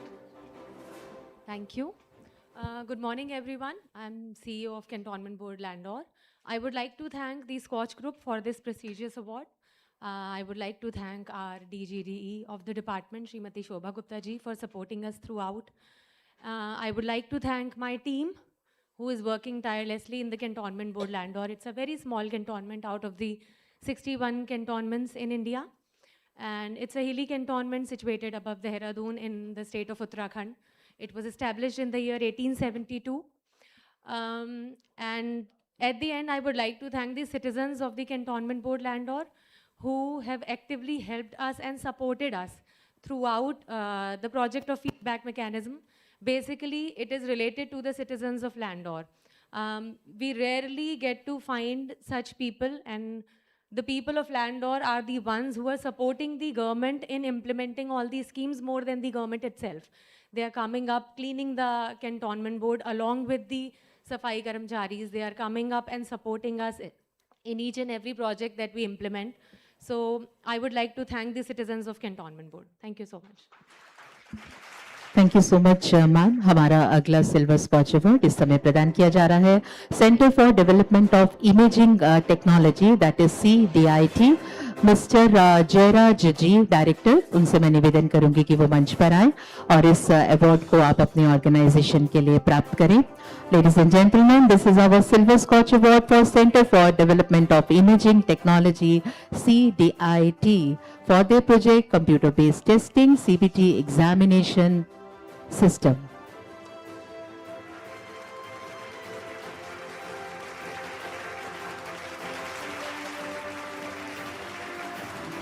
Center for Development of Imaging Technology CDIT. Thank you, SKOCH Group, for giving this award. Center for Development of Imaging Technology is an organization under the IT Department of Government of Kerala. We are doing a lot of software development and IT solution providing projects for the government sector. This particular contribution is about a computer-based test for conducting competitive examinations and entrance examinations developed for the Commissionerate of Entrance Examinations, Kerala. Thank you. Thank you so much sir. हमारा अगला silver scotch award इस समय प्रदान किया जा रहा है chief development office बुलंद शहर को। हम निवेदन करेंगे miss Nisha Grewal, chief development officer, कि वो मंच पर आएं और इस अवार्ड को आप प्राप्त करें। Ladies and gentleman, I request miss Nisha Gerwal if she is here with us. हम अगले सिल्वर स्कॉच अवार्ड की तरफ अग्रसर हो रहे हैं। Council of scientific and industrial research, ministry of science and technology में डॉक्टर प्रदीप कुमार रामचरला, डायरेक्टर, उनसे निवेदन करूंगी कि वो मंच पर आएं और इस अवार्ड को आप प्राप्त करें। This is our silver scotch award for council of scientific and industrial research, ministry of science and technology for their project mega lab project intumescent coating development. Dr. Pradeep Kumar Ramacharla, Director, is here to receive this award.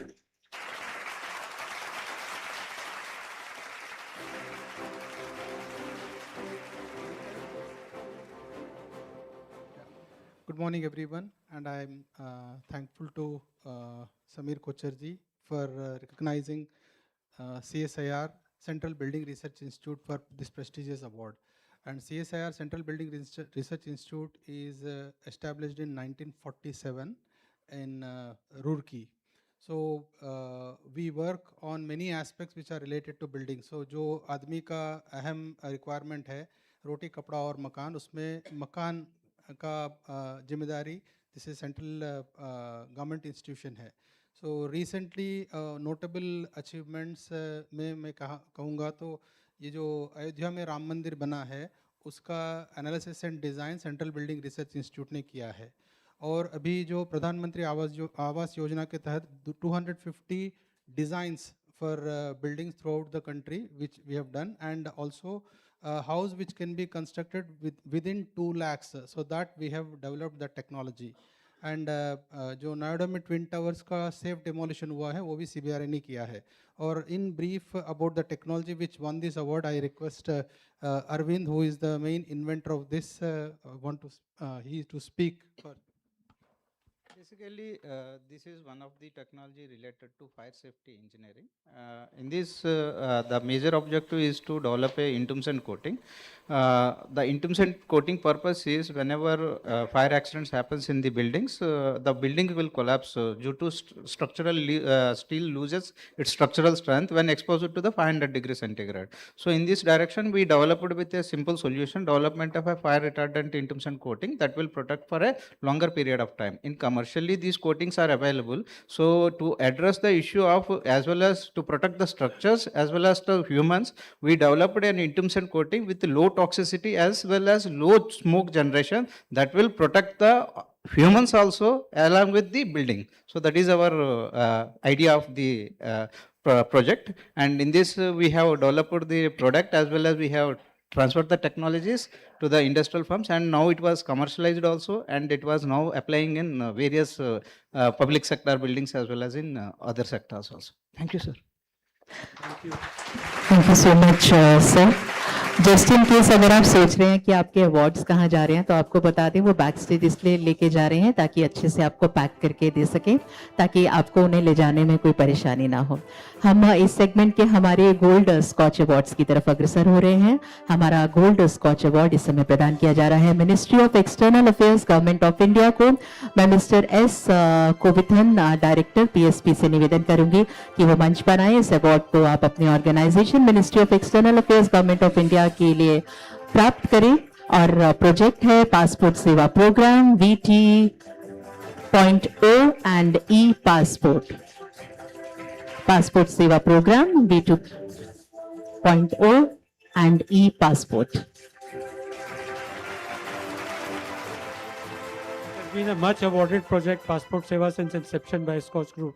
Could you tell us about this particular project and what has changed? At the outset, good morning, everyone, and my sincere thanks and gratitude to SKOCH Group for having given us this opportunity. I'd like to invite my team also on the stage because nothing is possible without a solid team. So the technical team, please, would you please give the award? We'll have a photo with them also.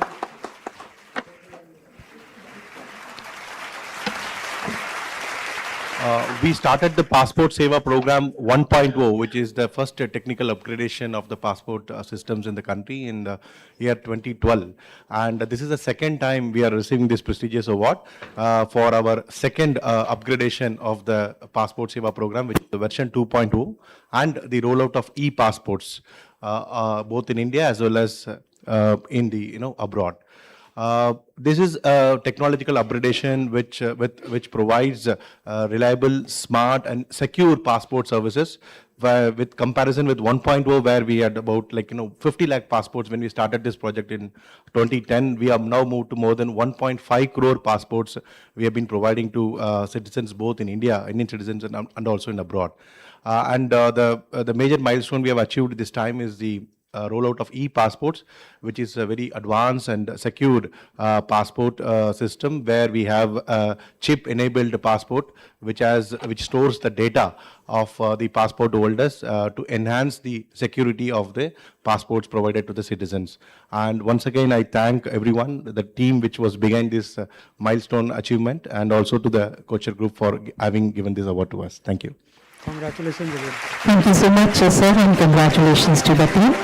अगले gold scotch award की तरफ अब हम अग्रसर होंगे, जो प्रदान किया जाएगा electronics and radar development establishment, that is LRDE, defence research and development organisation. मैं doctor BK Das, director general, से अब निवेदन करूंगी कि वो मंच पर पधारें और इस अवार्ड को आप प्राप्त करें। Ladies and gentlemen, this is our Gold SKOCH Award for Electronics and Radar Development Establishment, Defense Research and Development Organization for their project development of a D4 counter drone system.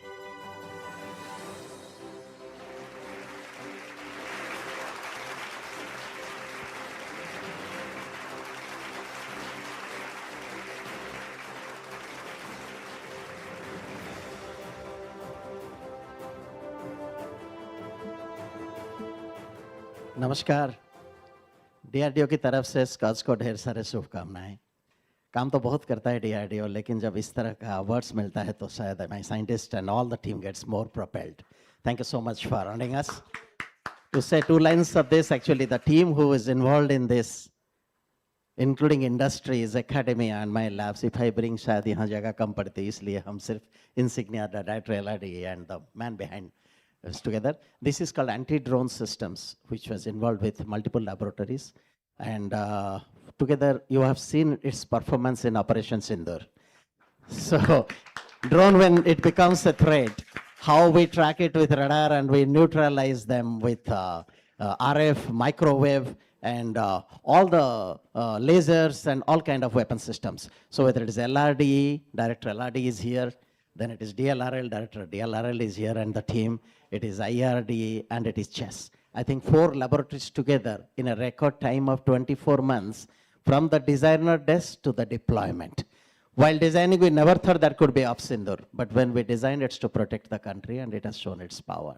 Thank you so much for my entire team and the industries to deliver this to our armed forces, which is a pride for the nations. God bless you. Thank you so much. Thank you so much, sir, and I request you to kindly be with us as you have one more award to receive. Ladies and gentlemen, हमारा अगला gold scotch award इस समय प्रदान किया जा रहा है defence electronics research laboratory को, और डॉक्टर BK दास यहाँ पर हैं इस अवार्ड को लेने के लिए। Ladies and gentlemen, this is for the project Dhara Shakti Indigenous Integrated EW System. Let's put our hands together, ladies and gentlemen, for this wonderful project by Defense Electronics Research Laboratory, DRDO.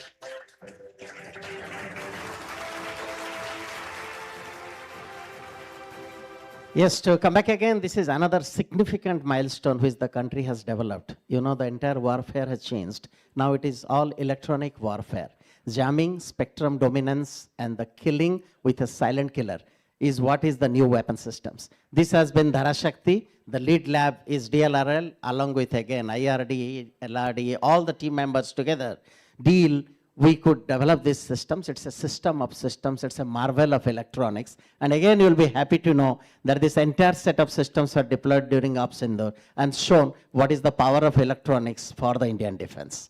I must thank my entire team and the entire industries without whom it would have been possible. Thank you, SKOCH, for really analyzing us. And this will propel my team to go forward. God bless you. Thank you so much. Thank you so much, sir, and congratulations to the team once again. हमारा अगला gold scotch award इस समय प्रदान किया जा रहा है national digital library of India NDLI को, मैं मिस्टर बबलू सूत्रधार, जॉइंट प्रिंसिपल इन्वेस्टिगेटर, अगर वो हमारे बीच में हैं, मैं उनसे निवेदन करूंगी कि मंच पर आएं और इस अवार्ड को आप प्राप्त करें। Ladies and gentleman, this is our gold scotch award for national digital library of India NDLI for their project digital library. I think this is a very important project. Congratulations to the team, and the sir is here to receive the award for National Digital Library of India NDLI. Ladies and gentlemen, let's put our hands together.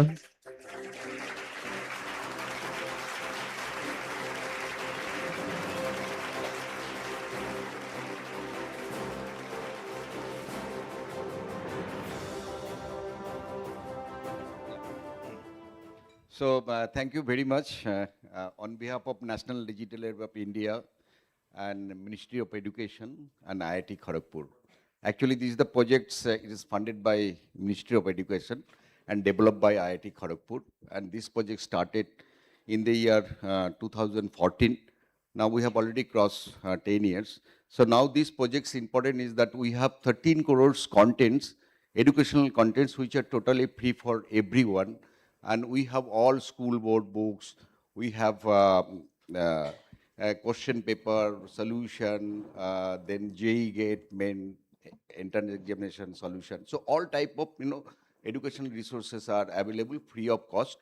And apart from that, we are also providing a portal called NDLI Club to all the academic institutions so that they can do lot of activity-based learning, and which is mandate for NAP 2020.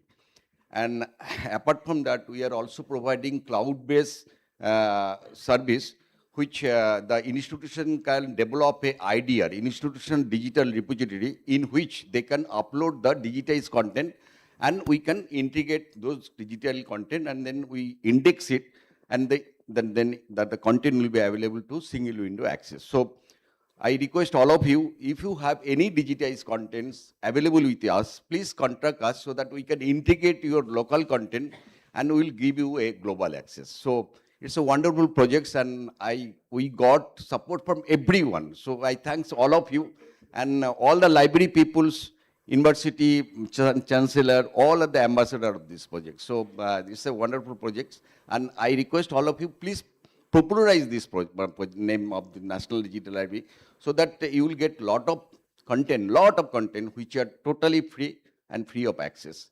And we are also participating this New Delhi World Book Fair. It's starting from today and it will be up to 18th January it will be available. So I request, if you visit this World Book Fair, you also visit our stall so that you can have a look what are the contents that we have and how we provide access.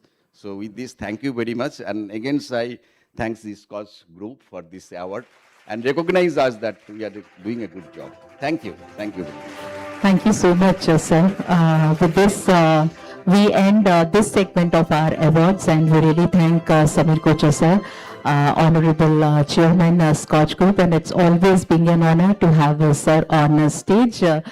प्रिय सज्जनों, इसी के साथ हम पुणे गुरु श्री अभिमन्यु लाल जी और उनकी पूरी team से यहाँ पे निवेदन करेंगे, एक बहुत ही प्यारी प्रस्तुति हम सबके समक्ष प्रस्तुत करें। आप सब लोग टेक्निक्स की बात करते हैं, टाइम जोन की बात करते हैं, तो आपको बता दें हमारे क्लासिकल आर्ट फॉर्म्स में भी बहुत टेक्निक का यूज होता है और एक टाइम जोन में बंद कर परफॉर्मेंसेस को किया जाता है, जिसे हम लय ताल कहते हैं, जो समय के साथ चलता है और गति के साथ चलता है। To know more about the technical aspects of classical dance, especially Kathak, I request our valuable musicians, Varsha Das Gupta is also here for the Padant. This is also a very special aspect of Kathak, to recite what you do, I mean, especially in the technical aspects. Please have a look and enjoy. Ladies and gentlemen, let's put our hands together once again for our musicians, for the team, and for the gurus. Thank you.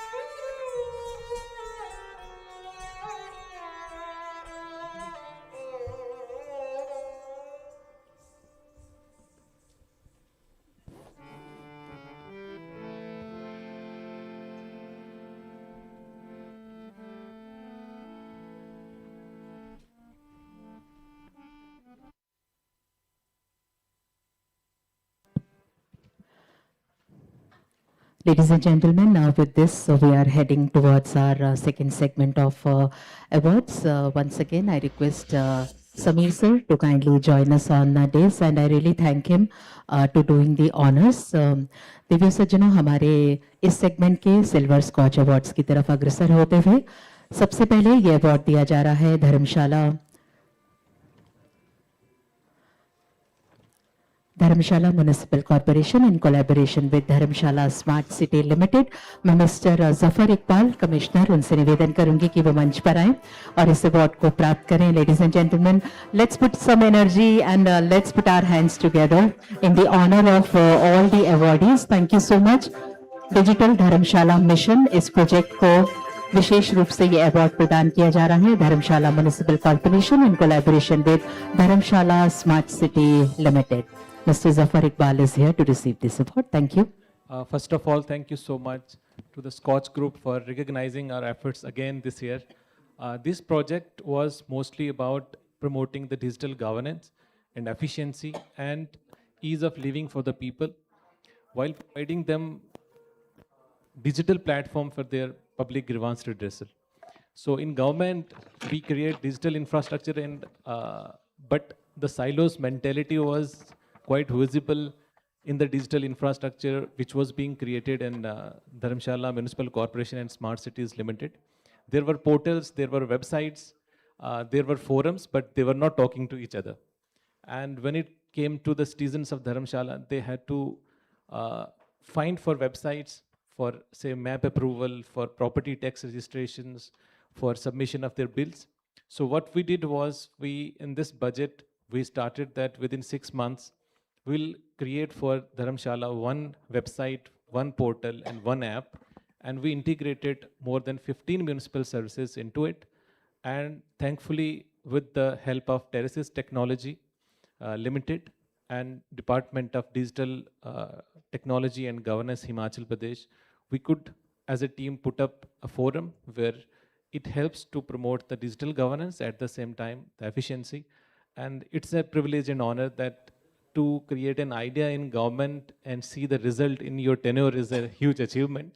And apart from that, I must compliment SKOCH Group that not only we get recognition here, but the morning session was amazing in terms of putting perspective that what we can, as officers in field, we can do to achieve Viksit Bharat in 2047. Thank you so much, sir.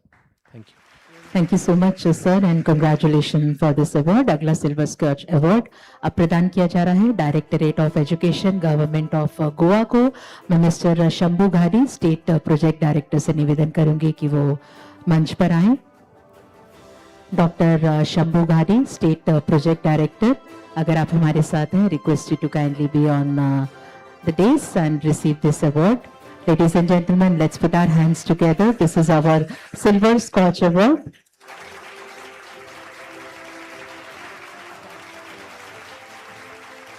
Director SCRT Goa is here to receive this award, ladies and gentlemen. This is for Directorate of Education, Government of Goa for their project Mukhyamantri Shikshan Sahay Yojana. Let's put our hands together, ladies and gentlemen. Thank you so much. Good morning, everyone. I am thankful on behalf of Goa Samagra Shiksha Abhiyan, Government of Goa, to the SKOCH Group for this prestigious award. This scheme, that is Mukhyamantri Shikshan Sahaya Yojana, is for the upliftment of the ST students who are answering their grade 10 and grade 12. For no reason, they should be prevented from their higher studies. That's the intention behind this scheme. And there are no conditions, no requirements, and no income limit, nothing, and it's a hassle-free reimbursement of all their fees. So that's it, and we promote such kind of initiatives so that no student is out of the school. Thank you. Thank you so much ma'am and congratulation. Divya सज्जनों, हमारा अगला silver scotch award इस समय प्रदान किया जा रहा है directorate of higher education government of Goa को मिस्टर भूषण सवोईकर डायरेक्टर। उनसे निवेदन करूंगी कि वो मंच पर आए। Mister Bhushan Savoikar director, directorate of higher education government of Goa, उनके प्रोजेक्ट कन्वर्ज शिक्षा उद्योजक संगम के लिए। दिव्य सज्जनों, आइए हम तालियों के माध्यम से थोड़ी सी ऊर्जा का संचार करें इस पूरे वातावरण में। बहुत धन्यवाद। ये हमारे बहुत ही विशिष्ट स्कॉच अवार्ड्स हैं and we are absolutely proud of it.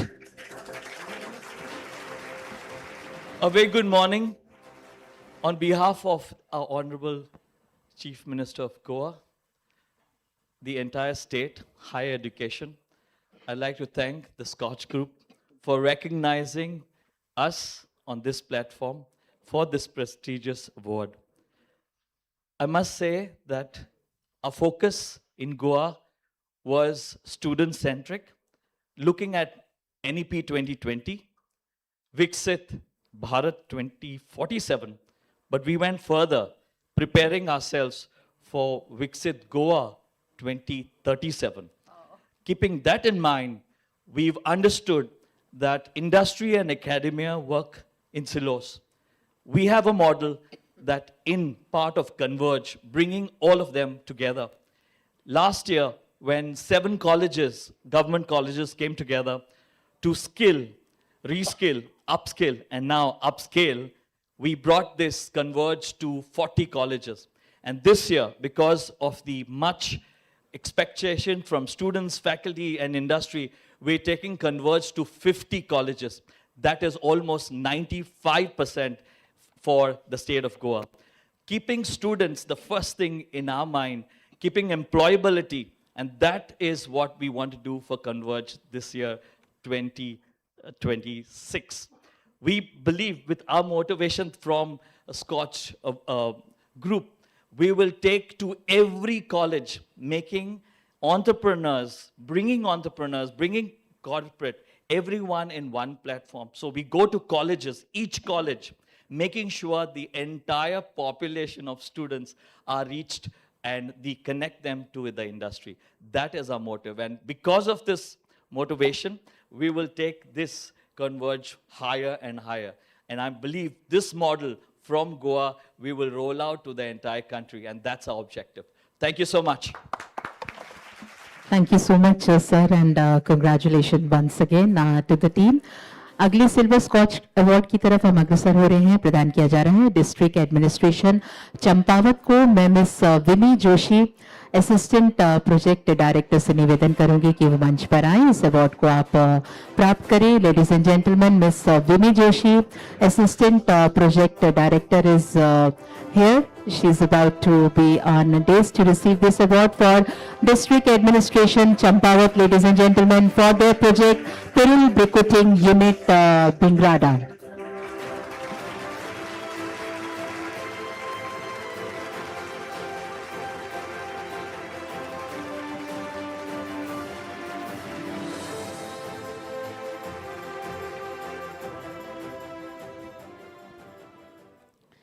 Good morning, everyone. This is Vimi Joshi receiving this award on behalf of District Magistrate Champawat. And to begin with, I would like to tell you that Pirul is actually a word in the local dialect for the pine needles.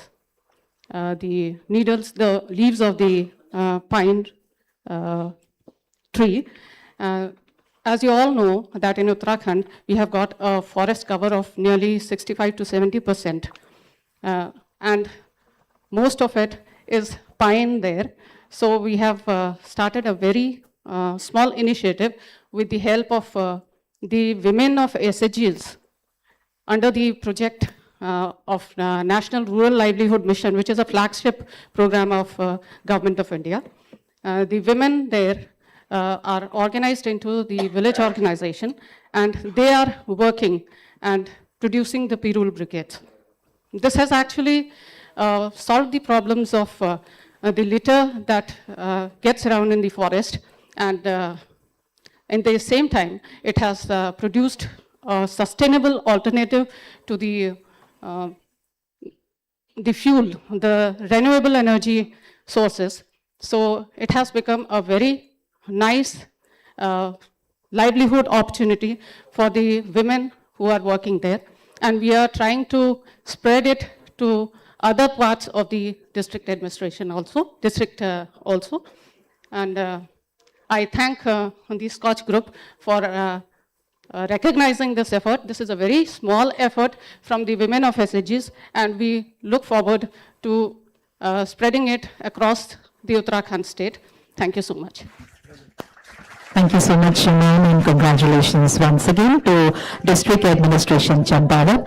इसी के साथ अगला silver scotch award प्रदान किया जा रहा है इस समय डिस्ट्रिक्ट एडमिनिस्ट्रेशन फिरोजपुर को। मैं मिस्टर सिमरन सिंह और miss Simran Singh horticulture development officer, mister Simran Singh horticulture development officer, उनसे निवेदन करूंगी कि वो मंच पर आए। Ladies and gentleman, this is for district administration Firozpur for their project chilli development centre, that is CDC। देवियों सज्जनों, आइए तालियों के जरिए थोड़ा सा और उत्साह, थोड़ी सी और ऊर्जा का संचार करें।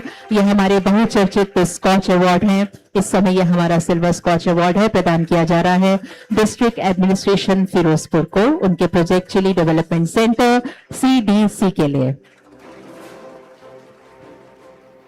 Greetings to all of you. This is Sukraj Singh, Assistant Director, Department of Industries and Commerce.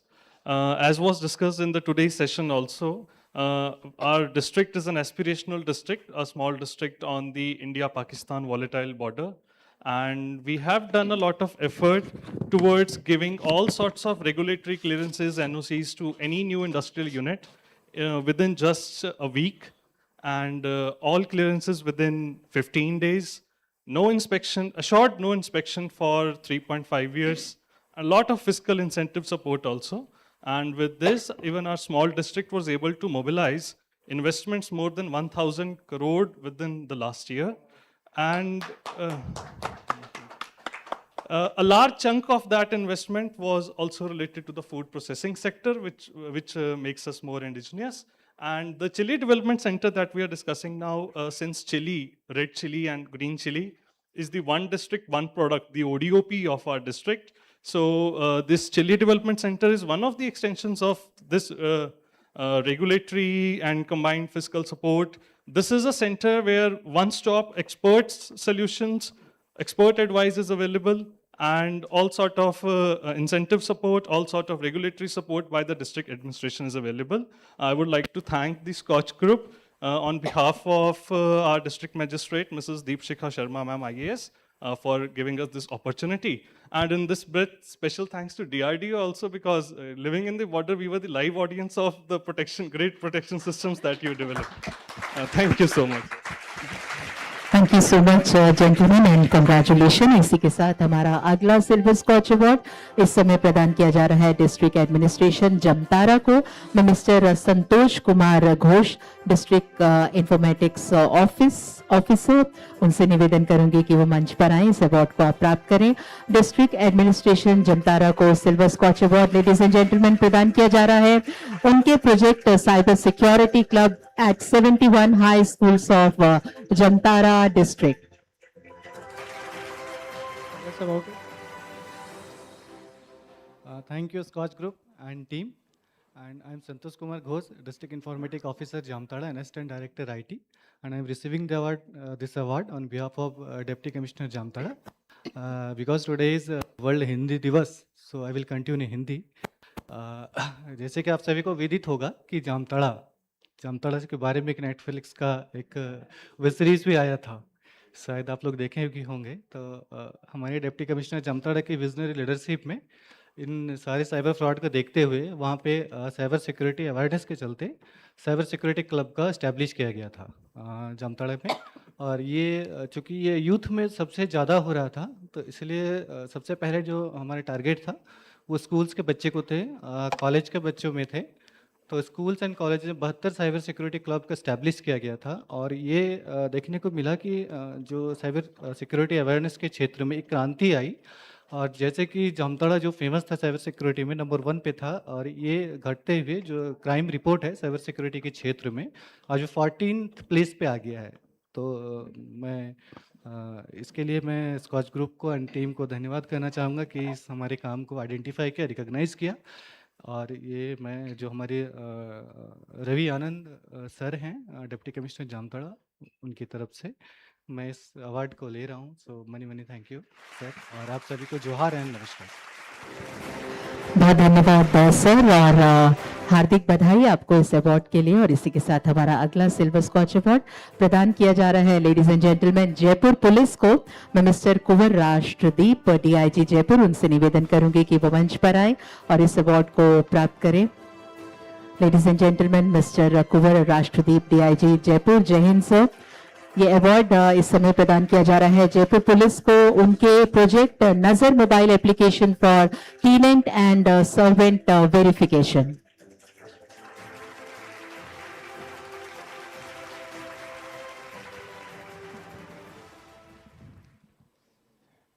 Thank you, SKOCH Group.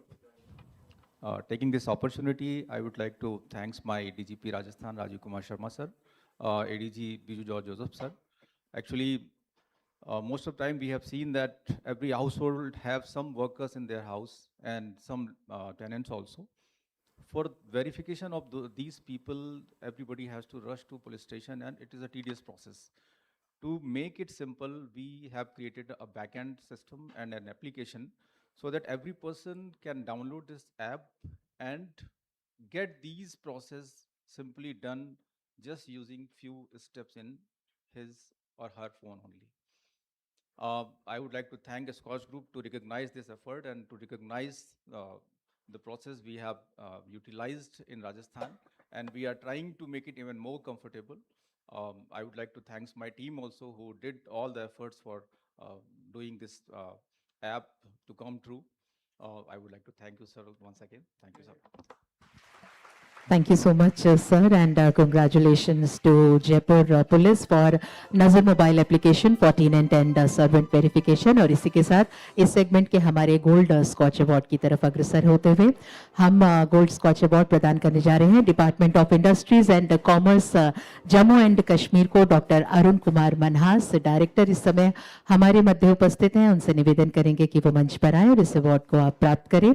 उनकी organisation department of industries and commerce Jammu and Kashmir के लिए लेडीज एंड जेंटलमैन उनके महत्वाकांक्षी प्रोजेक्ट एमएसएमई हेल्थ क्लिनिक के लिए congratulations to the entire team and organisation. और पुनः आप सभी से निवेदन, आप तालियां जरूर बजाएं। Thank you so much.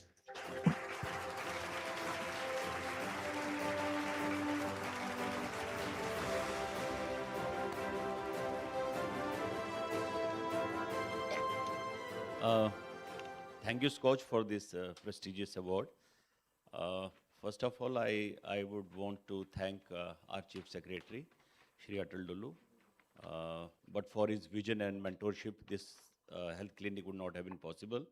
My Commissioner, Shri Vikramjit, for his support always and guidance, and my team for their constant support.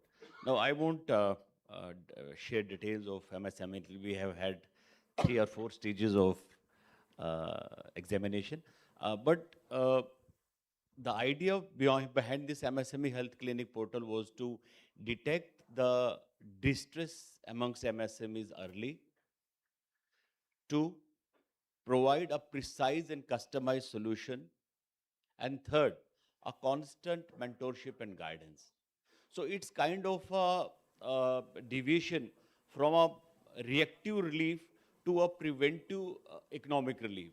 So that is the idea behind MSME Health Clinic portal, and I wish, and it is scalable also, and I wish that the MSMEs in J&K will take a huge benefit out of it.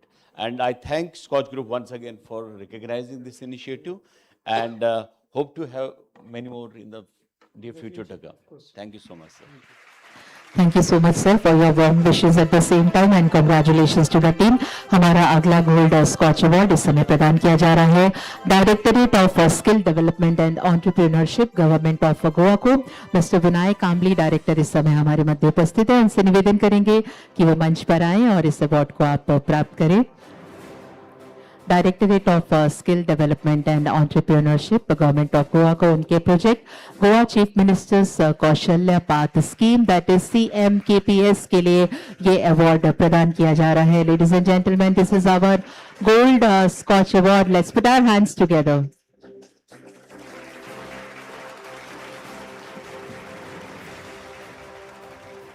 Good morning, ladies and gentlemen. We are truly honored to receive such a prestigious SKOCH award today. It is a thank you SKOCH Group for recognizing the effort of the Directorate of Skill Development Government of Goa. We are also grateful to the Honorable Chief Minister of Goa, under whose visionary leadership we have rolled out this project of Chief Minister Kaushalya Path scheme, that is CMKPS. Under this project, it has helped us to skill, upskill, and reskill the Goan youth. And we have trained so many students of ongoing students of the colleges in the Goa, and nearly 1,000 Goan youth we have already skilled. This award will definitely motivate us to work still harder and achieve still more awards in future. Thank you so much, SKOCH Group. Thank you so much sir and congratulations once again. Ladies and gentlemen, हमारे इस segment का आखिरी gold scotch award प्रदान किया जा रहा है Goa state council of educational research and training को. मिस मेघना क्षेत्रगांवकर डायरेक्टर इस समय हमारे बीच उपस्थित है. निवेदन है आप मंच पर पधारें. Ladies and gentleman, Goa state council of educational research and training उनके project new India literacy programme के लिए गोल्ड स्कॉच अवार्ड इस समय हम उन्हें प्रदान कर रहे हैं.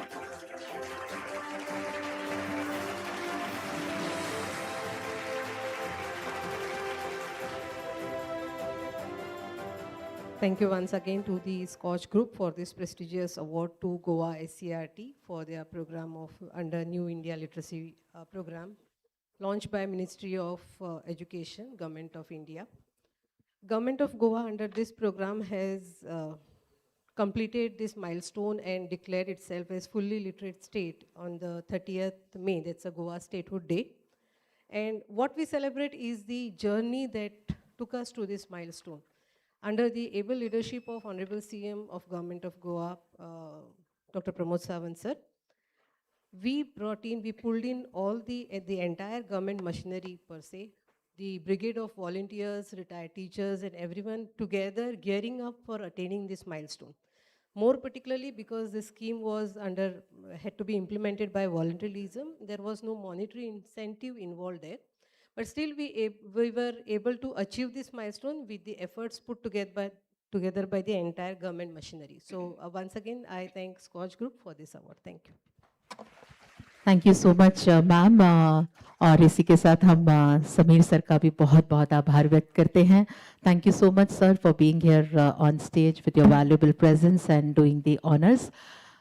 देवियों सज्जनों, जिसे आप ब्रेक समझ रहे हैं, हमारे लिए बहुत इम्पॉर्टेंट प्रोग्राम है, हमारा कल्चरल प्रोग्राम. और जब हम हमारे भारतीय गीत संगीत और नृत्य की बात करते हैं तो आपको बता दें हमारे शास्त्रीय नृत्य गीत संगीत जो है सब हमारी पुरातन व्यवस्थाओं से जुड़े हैं, जहां शक्ति से पहले प्रकृति की पूजा की जाती थी.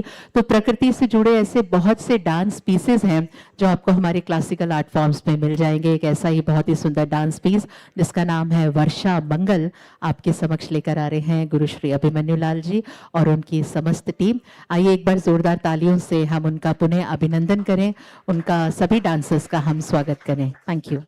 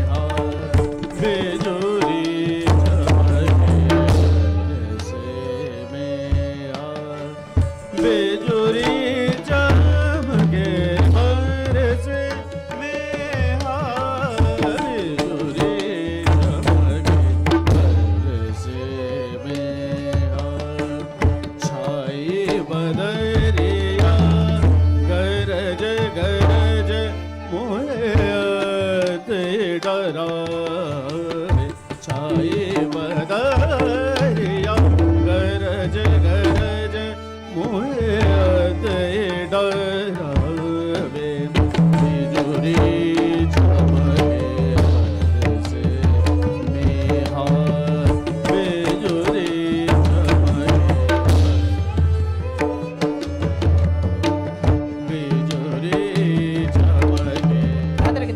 Gadigan, Gadigan, Gadigan, Gadigan, Cadet, Digan, Da, Da, Gadigan, Gadigan, Gadigan, Gadigan, Da, Da, Gadigan, Gadigan, Gadigan, Gadigan, Da, Da, Gadigan, Gadigan, Da, Gadigan, Da, Da. बिजुरी चमके बरसे में आ बिजुरी चमके बरसे में आ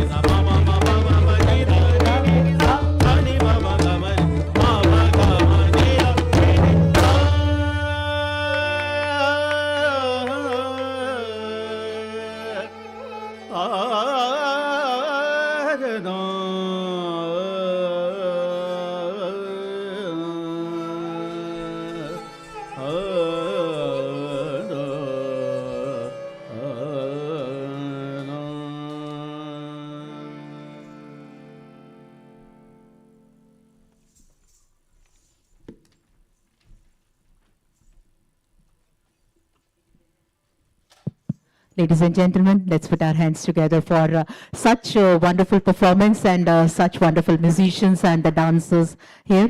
और इसी के साथ हम हमारे अगले स्कॉच अवार्ड्स के सेगमेंट की तरफ अग्रसर हो रहे हैं। हमारा इस सेगमेंट का पहला सिल्वर स्कॉच अवार्ड प्रदान किया जा रहा है जिला परिषद नागपुर को। मैं मिस्टर विनायक महामुनि, चीफ एग्जीक्यूटिव ऑफिसर, उनसे निवेदन करूंगी कि वो मंच पर आएं। मिस्टर विनायक महामुनि, अगर आप हमारे बीच में हैं, I request you to kindly please. Okay sir. Ladies and gentlemen, ये हमारा सिल्वर स्कॉच अवार्ड है हमारे इस सेगमेंट का। जिला परिषद नागपुर को ये अवार्ड प्रदान किया जा रहा है उनके प्रोजेक्ट दवाखाना आपल्या दारी, health care at your door step.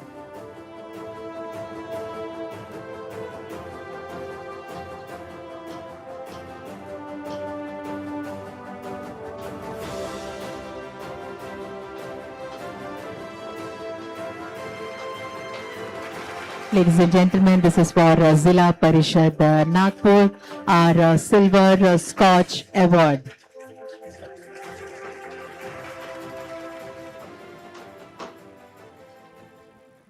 Thank you, sir. Sir, thank you for SKOCH Group for giving this prestigious award to our DAD initiative, दवाखाना अपना दारी।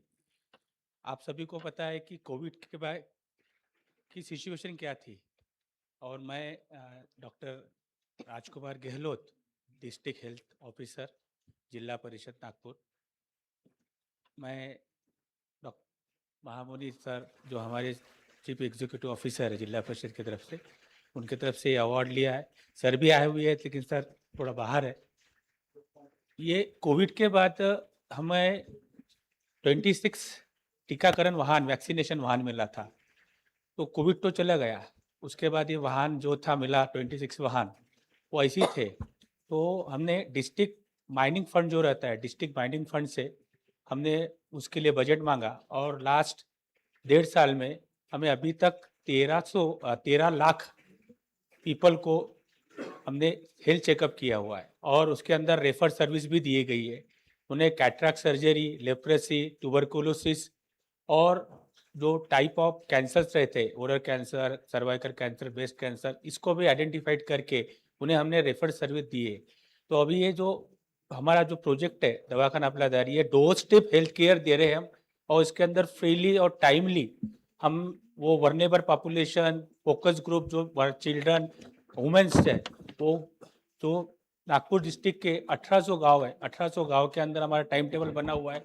और हमारी हेल्थ की टीम ये 26 जो मोबाइल वैन है, ये मोबाइल वैन के थ्रू ये उपक्रम करवा रही है, इम्प्लीमेंट कर रही है, और हमें बहुत अच्छा इसके अंदर योगदान मिल रहा है। हम specially thanks to SKOCH group for selecting for this. Thank you so much sir. Thank you so much, sir, and congratulations to जिला परिषद नागपुर। हमारा अगला सिल्वर स्कॉच अवार्ड इस समय प्रदान किया जा रहा है MNREGA rural development department government of Jharkhand को। मिस्टर के श्रीनिवासन सेक्रेटरी इस समय हमारे बीच उपस्थित हैं, तो उनसे हम निवेदन करेंगे कि वो मंच पर आए। मिस्टर के श्रीनिवासन, हम अगले अवार्ड की तरफ अग्रसर हो रहे हैं। हमारा सिल्वर स्कॉच अवार्ड प्रदान किया जा रहा है नवी मुंबई म्युनिसिपल कॉरपोरेशन को। मैं Sunil Pawar ji, additional municipal corporation commissioner, और साथ ही doctor Amol Palve, deputy municipal commissioner, उनसे निवेदन करूंगी कि वो मंच पर आए। नवी मुंबई म्युनिसिपल कॉरपोरेशन से Sunil Pawar ji, additional municipal commissioner, और साथ ही doctor Amol Palve, deputy municipal commissioner, दोनों से निवेदन है कि मंच पर आए। नवी मुंबई म्युनिसिपल कॉरपोरेशन को देवी सज्जनों सिल्वर स्कॉच अवार्ड प्रदान किया जा रहा है उनके project NMMC property tax reform, comprehensive governance and digital transformation के लिए।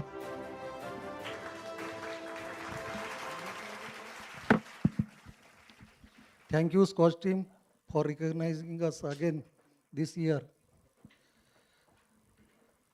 Our Navi Mumbai Municipal Corporation was established in 1992 for releasing the burden and pressure of Mumbai by merging the 29 Gram Panchayats.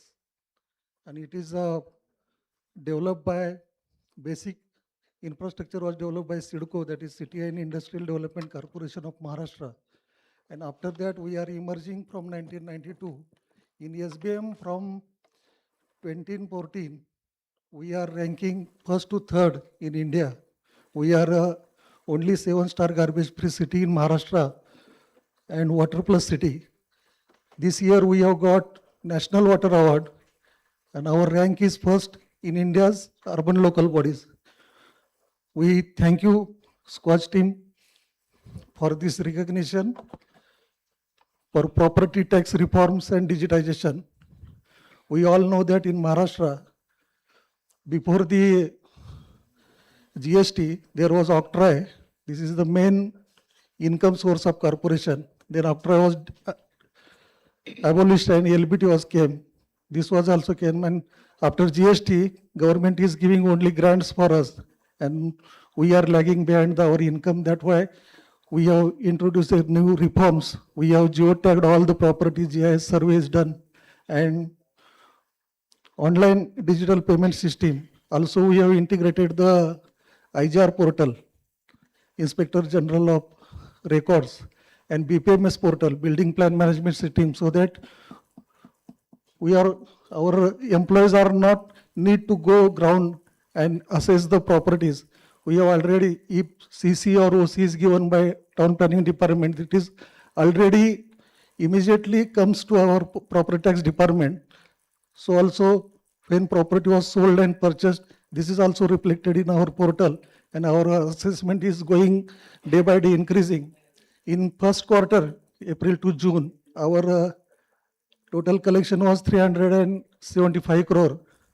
In second quarter, June to September, it was 473 crore.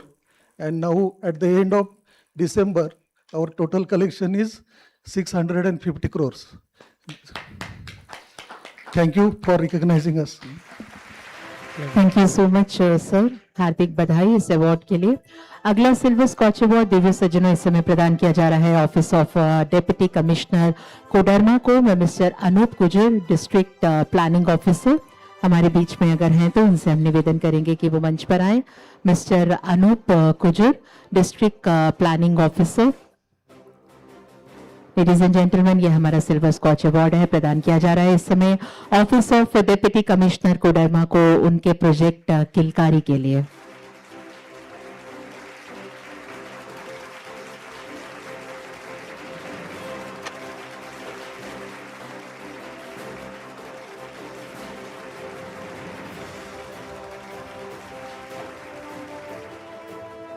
Thank you sir. जोहार सभी को। जिला प्रशासन कोडरमा की ओर से, हमारे deputy commissioner उपायुक्त Rituraj sir की ओर से, स्कॉच की सारी टीम को, खासतौर पर सर को बहुत बहुत धन्यवाद, जिन्होंने महिला बाल विकास के क्षेत्र में हमारे किए गए प्रयास किलकारी को प्रोत्साहन दिया, सम्मान स्वरूप देखा। धन्यवाद। Thank you sir. Thank you so much sir, that was really short and sweet, thank you so much. और इसी के साथ अगला हमारा सिल्वर स्कॉच अवार्ड प्रदान किया जा रहा है जिला पंचायत देवस को, देवस बाल वाटिका के लिए। मैं निवेदन करूंगी miss Jyoti Sharma, chief executive officer, अगर हमारे बीच में हैं मिस ज्योति शर्मा जी, उनसे निवेदन है कि वो मंच पर आए। जिला परिषद नागपुर को भी हम सिल्वर स्कॉच अवार्ड प्रदान करने जा रहे हैं। मैं मिस्टर विनायक महामुनि, चीफ एग्जीक्यूटिव ऑफिसर, से निवेदन करूंगी कि आप मंच पर आएं, इस अवार्ड को आप प्राप्त करें। जिला परिषद नागपुर को सिल्वर स्कॉच अवार्ड इस समय प्रदान किया जा रहा है मिशन बाल भरारी इंडियाज फर्स्ट AI आंगनबाड़ी के लिए।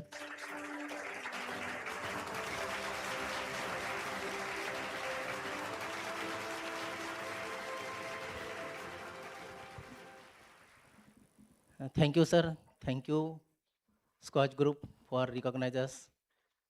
Sir, ये anganwadi, India's first anganwadi, वर्धामना Nagpur. We are really happy by making this anganwadi center. Sir, anganwadi center is not optional, but anganwadi center is essential.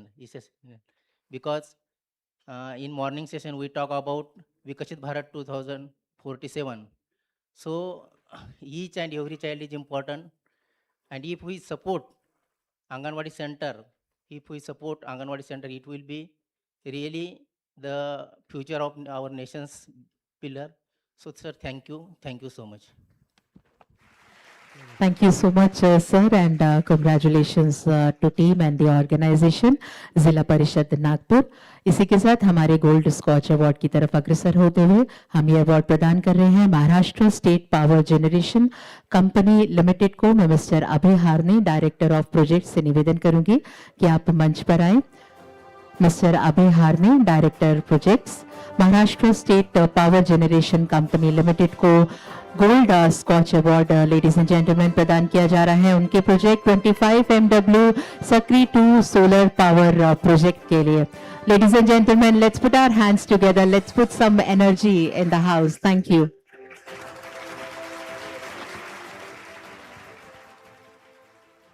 First of all, I would like to thank the Scotch team for recognizing such kind of people here, those who have done certain thing for the citizens of this country.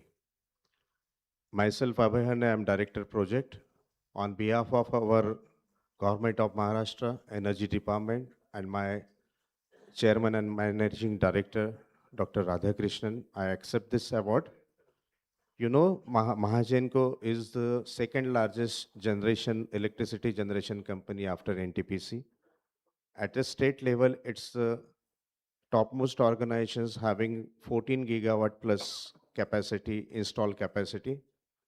For renewable energy, we are having a target to add another 12 gigawatt by 2035 in the state of Maharashtra. This small step of installing this Sakri project in a tribal area of Maharashtra, we have installed near about 195 megawatt of project, solar ground mounted project there, which will be very much helpful for the state of Maharashtra. It develops certain kind of employment in that area. And we have a great pride that we will do lot of things in coming years for this renewable energy. Thanks again, Scotch, all the team members for organizing such a wonderful function. Thanks a lot. धन्यवाद sir. और इसी के साथ हम NTR police commissionerate Andhra Pradesh को gold scotch award प्रदान करने जा रहे हैं। मैं Mrs SK Shirin Begum, deputy commissioner of police traffic, उनसे निवेदन करूंगी कि वो मंच पर आए, इस अवार्ड को आप प्राप्त करें। एनटीआर पुलिस कमिश्नरेट आंध्र प्रदेश, देवियों सज्जनों, उनके प्रोजेक्ट अस्त्रम के लिए Mrs. SK Shireen Begum, Deputy Commissioner of Police Traffic, is here to receive this award. Jai Hind, Madam. Welcome to the days. Jai Hind. Ladies and gentlemen, this is for Project Astram.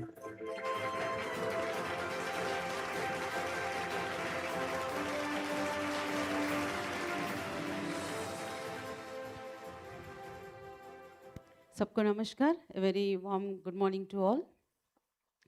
I am Sheikh Shireen Begum, Deputy Commissioner of Police, heading Traffic Wing of NTR District Police Commissionerate of Andhra Pradesh State. First and foremost, I would like to thank Samir Kochar sir and his team for recognizing our effective traffic management in the NTR Police Commissionerate. We are receiving this award for the introduction of IT initiative in traffic management. This traffic management IT initiative is the brainchild of our CP sir, Rajshekhar Babu, IPS sir, and the service provider is ArcDis, Venkat Garu and his team, and it is the dedicated work of our whole traffic wing, who will be always on roads to give a safer and happy, safe journey to our citizens. And Bhanu Prakash, ACP, is continuously supporting this IT initiative in the background. I have come here to receive this award on behalf of our CP sir. On this occasion, I would like to thank our visionary leader, CM sir, Honorable CM sir, Nara Chandrababu sir, and our DGP sir, Harish Kumar Gupta, IPS sir, and also our CP sir, Rajshekhar Babu, IPS sir. This, I don't think ever this Scotch Award is given to traffic management in India. I have to check it. And Vijayawada is such a place, it's a very significant place in southern India, in Andhra Pradesh, because it connects the north and southern regions of India. It's very significant in terms of commercial activities, educational activities, and you all know there's a very significant temple of goddess Durga also. So in this background, traffic management is very, very difficult. Last year, CP sir has introduced this IT initiative, due to which the results are very effective in reducing the traffic congestion by 50%. And the accidents has come down by 30%. And during the VIP movement and Green Channel movement is also very high in Vijayawada city, due to which the citizens sometimes they suffer because of holding. And this holding time has also come down from 15 minutes to below 2 minutes. So with all these outcomes, is a process in citizen-centric services.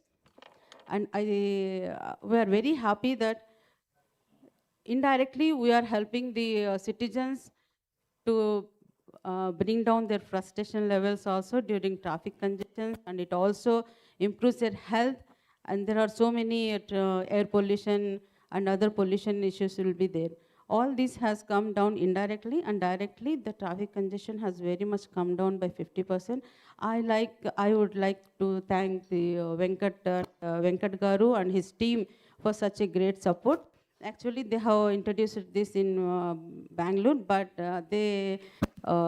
we are doing it very effectively as per their data. Thank you so much for giving this wonderful gold Scotch Award to traffic management in India. Thank you, sir. Thank you so much. And this is the whole team effort of our traffic wing, sir. Thank you so much. Thank you so much, Madam NTR Police Commissionerate Andhra Pradesh truly deserve it. Thank you so much. Divya सज्जनों, हमारा अगला gold scotch award इस समय प्रदान किया जा रहा है Tamil Nadu state marketing and corporation limited को डॉक्टर एस विसाकन, मैनेजिंग डायरेक्टर। उनसे मैं निवेदन करूंगी कि वो मंच पर आए। इस अवार्ड को आप अपने ऑर्गेनाइजेशन की तरफ से प्राप्त करें। Ladies and gentlemen, gold scotch award for Tamil Nadu state marketing and corporation limited for their project integrated end to end computerisation of core functions. Ladies and gentleman, let's put our hands together please. Thank you.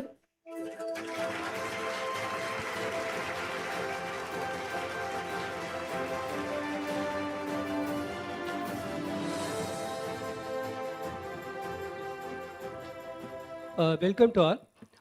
We are receiving this Gold Scotch Award on behalf of our Managing Director, Visagan IAS sir, and DGM Jyoti Sankar sir, and other higher official and technical staff, including with the support of great technical team. We had necessity to achieve this project. Our project is called as end-to-end project because we have already crossed 55,000 crore per year. Now we are nearing 60,000 crore. For that, we need strong and support environmental, end-to-end environmental and sophisticated environmental. So we have, with the help of our technical team, we implemented this one. He is Mr. Loganathan, head of our technical team. He will explain just how we implemented, what are the practical challenges we faced, what are the importance. He will just explain. We have developed ERP, ERP system for under end-to-end, computation project for to digitize the entire supply chain as well as track and trace operations. So with this application, we are tracking for the liquor manufacturing, start from the manufacturing unit to till the retail sales at the retail vending shops. And with this application, we will be able to track the liquor bottles start from the supplier unit to till the bottles get consumed, sold at the consumer end. Okay. With these applications, we can track the sales, with the live, and totally per day, per minute, how much we the bottle sold, and how much is the turnover, and what will be the overall sales of the year. Okay. With this application, we are handling around the 150 crore sales per day and 56 crore sales in revenue in a year. Thank you. Thank you so much sir. और इसी के साथ हमारे अगले gold scotch award की तरफ हम अग्रसर हो रहे हैं। प्रदान किया जा रहा है वाराणसी स्मार्ट सिटी को। मैं mister Himanshu Nagpal, chief executive officer से निवेदन करूंगी कि आप मंच पर आए sir. Ladies and gentlemen, gold scotch award for doctor Santosh sir. Santosh sir is here to receive this award on behalf of Varanasi Smart City for their project design, development and deployment of 3D urban spatial model.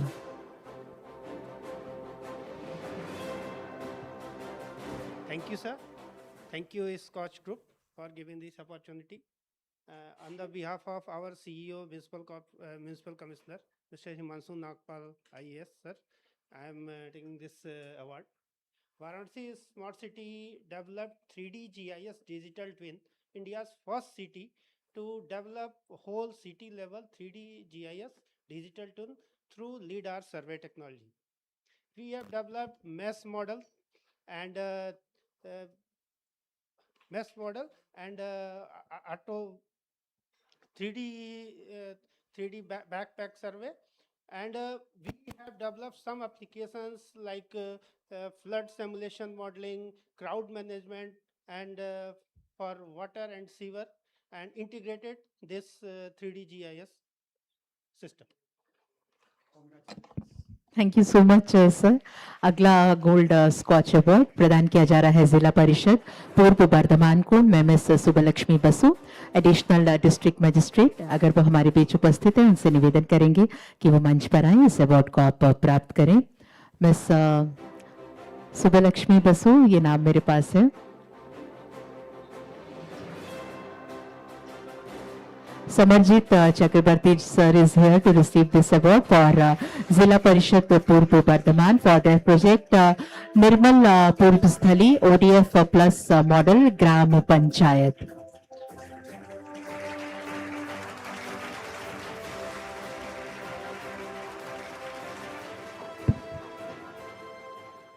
Thank you to SKOCH Group for giving me this opportunity and for recognition of the effort of our Purva Bardhaman Zilla Parishad. I would first thanks. I would like to give thanks to the District Magistrate of Purva Bardhaman, Srimati Aisha Rani A, IAS. When in the morning I was listening about Viksit Bharat, I was wondering whether we can achieve our target of Viksit Bharat by 2047 without not ignoring the one most important aspect, which is Swachh Bharat Abhiyan. As you all know, Swachh Bharat Abhiyan is the mission of our Honorable Prime Minister and the mission of our Honorable Chief Minister. And to achieve Viksit Bharat, it is most important that we first achieve the target of achieving Swachhata in all our villages, where every household must have toilets, every institution must have toilets, and every individual who must go to the toilets available, and also involved in this aspect is solid waste management, grey water management, and visual cleanliness all over. So Mission 100, which is part of Purva Bardhaman Zilla Parishad's effort to achieve green and sustainable development all through in the life of the in the villages. So we have to develop each and every village, not only our district, but in also all over India, where we can achieve the target of Swachh Bharat Abhiyan by 2047. Thank you. Thank you so much sir. और पुनः gold scotch award की तरफ अग्रसर होते हुए अब हम इसे प्रदान करने जा रहे हैं MSCB solar agro power limited को। मिसेस आभा शुक्ला, एडिशनल चीफ सेक्रेटरी, मैं उनसे निवेदन करूंगी कि वो मंच पर आए। Mrs Abha Shukla, additional chief secretary. Ladies and gentlemen, this is for MSCB Solar Agro Power Limited for their project Mukhyamantri Saur Krishi Vahini Yojana 2.0.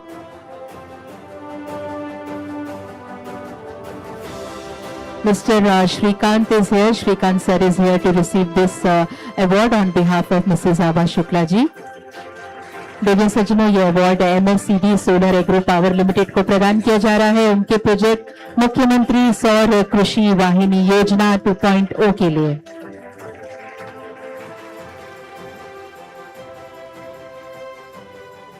Thanks to the SKOCH Group for awarding such a prestigious award to MSCB Solar Agro Power Limited. Actually, this MSCB Solar Agro Power Limited is a dedicated agricultural company established first time in India for providing electric supply to the farmers. This MSCPL has undertaken to carry out the solarization of all agricultural feeders on the solar energy for providing daytime electric supply to the farmers. Farmers as such are facing very hardship in the Maharashtra. They were getting supply during night hours. So with this innovative scheme, we are planning to supply them daytime electric supply at a very cheaper rate. This particular scheme has attracted a lot of investment in the Maharashtra to the tune of 80,000 crores. Lot of rural opportunities have been developed because of this program. So this particular scheme has achieved its acclamation even at the international level during the last Brazil conference. So as such, we thanks again to the SKOCH Group for recognizing our award efforts. And I am receiving this award on behalf of Additional Chief Secretary, Government of Maharashtra for Energy Department, Ava Shukla Madam. Thank you. Thank you so much, sir, and congratulations to the team. Gold scotch award इस समय प्रदान किया जा रहा है centre for development of telematics, ministry of communications. Doctor Rajkumar Upadhyay, chief executive officer, इस समय हमारे पीछे उपस्थित हैं. उनसे निवेदन करेंगे वो मंच पर आए, इस अवार्ड को आप प्राप्त करें. यह हमारा गोल्ड स्कॉच अवार्ड है centre for development of telematics, ministry of communications, उनके महत्वाकांक्षी प्रोजेक्ट C.सेल ब्रॉडकास्ट सॉल्यूशन के लिए. देवियों सज्जनों, आइए हम तालियों के जरिए इस वातावरण में थोड़ी सी ऊर्जा और करें.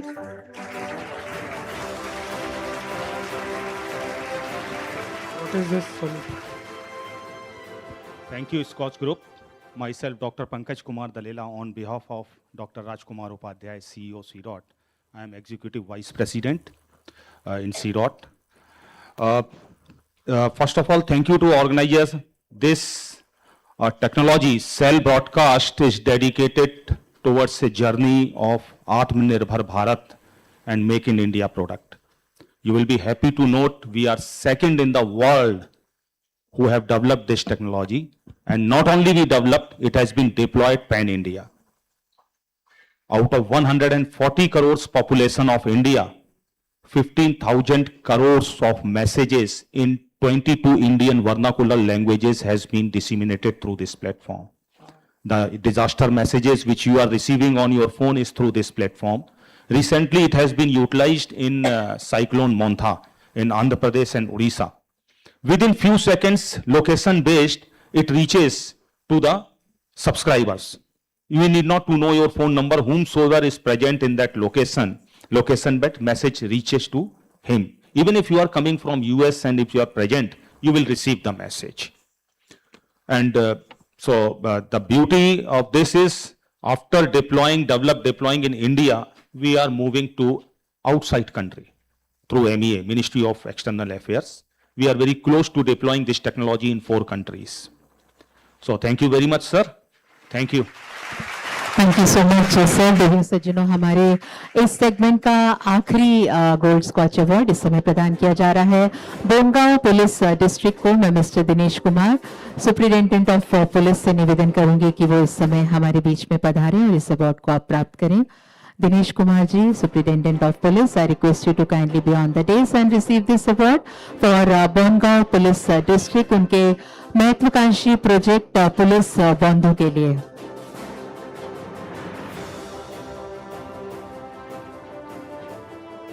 देवियों सज्जनों, आइए हम अपनी तालियों के जरिए बधाई दें.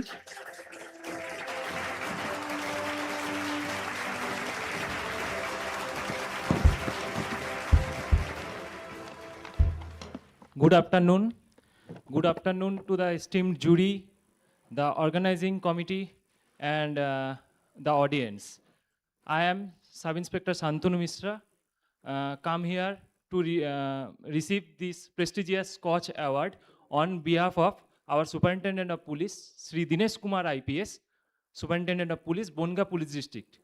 I would like to convey his message on this occasion in this platform.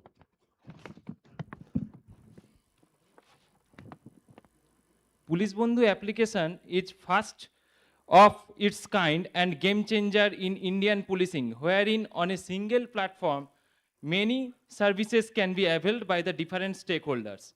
Complainant can see their live status of their affairs and give their feedback from their smartphone. There are kiosks at every police station um, for those who are depending on basic mobile phones in rural and remote areas. Apart from that, senior officers can give instruction through this application. Check the status of cases, live location, tracking of history sheeters, etc. During investigation, IO can generate different automated legal notices which used to take lot of time for field officers. Artificial intelligence based crime pattern is helping district police to prevent crime and traffic accidents. All of them can see recent case laws and authentic legal information on this single platform only. Normal citizen can see different bulletins, police alerts, and give important information related to crime and other relevant information on this application to prevent any crime in this area. Police Bandhu application has truly connected all the dots of data-driven policing meant for citizen, complainant and police officer to the top grass level, serving the real purpose of transparent, trusted and proactive policing with a motto to serve the people selflessly. Implementing of this project is effective. Outcomes of this project are overwhelming. Response is impressive. With the help of this platform, we have reduced almost 50% fatal accident death in Bongaon in the year 2025, which I believe is one of the highest in the country. I thank all my team members for their tireless efforts in implementing this replicable project, Police Bandhu, and dedicate this award to all of them. Thank you. Wish you all a very happy New Year. Jai Hind. And thank you once again, this SKOCH Group, for identifying this initiative for this prestigious SKOCH Award. Thank you all. Thank you so much, sir, for such wonderful speech. हम एक बार mister Vinayak महामुनि chief executive officer उनसे निवेदन करेंगे कि वो मंच पर आएं। जिला परिषद नागपुर के लिए आपका जो सिल्वर स्कॉच अवार्ड था, Dawakhana Aaplyadari health care at your doorstep के लिए, उसके लिए आपसे निवेदन करेंगे आप मंच पर आएं और इस अवार्ड को आप प्राप्त करें। Devi Sajana, Zilla Parishad Nagpur, Silver Scotch Award, Mr. Vinayak Mahmuni, and the team is here to receive this award for Davakhana Aplyadari Healthcare at your doorstep.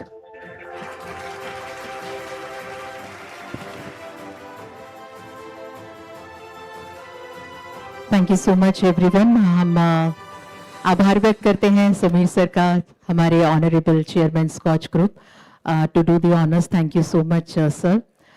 एक बार पुनः हम गुरुश्री अभिमन्यु लाल जी की तरफ देख रहे हैं।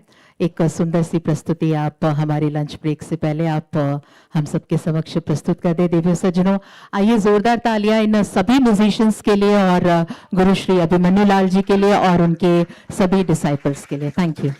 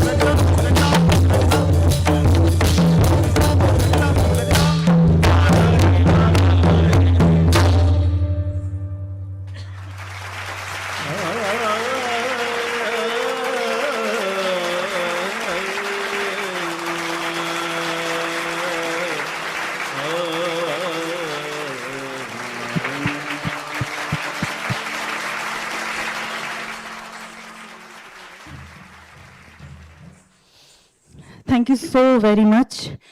We are very pleased and grateful to be in the same air as you all are. I would just like to mention all the names of the artists. Gaurvani Katoch, Akshatik Chandani, Sagar, Reva Srivastav, and could we please have you all, Ashish Gangani ji,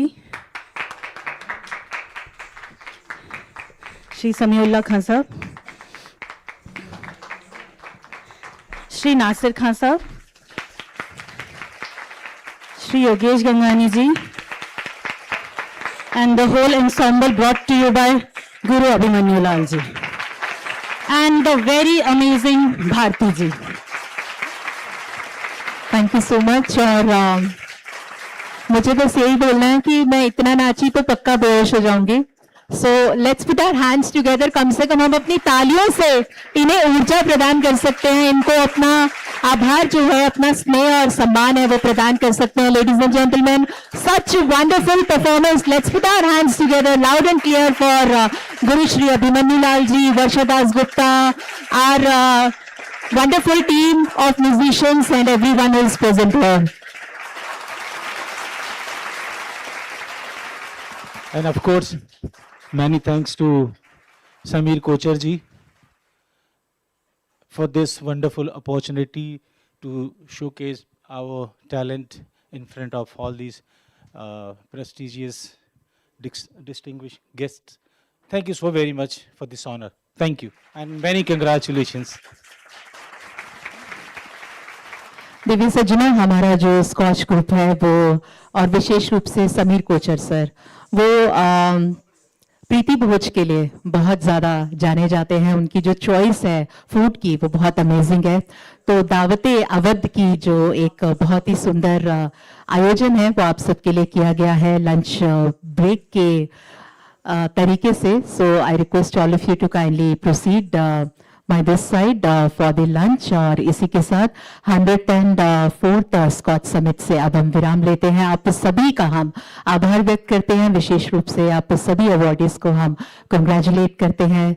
नमस्कार, जय Hind, and I request all of you to kindly proceed for lunch Dawate Awadh. Thank you so much.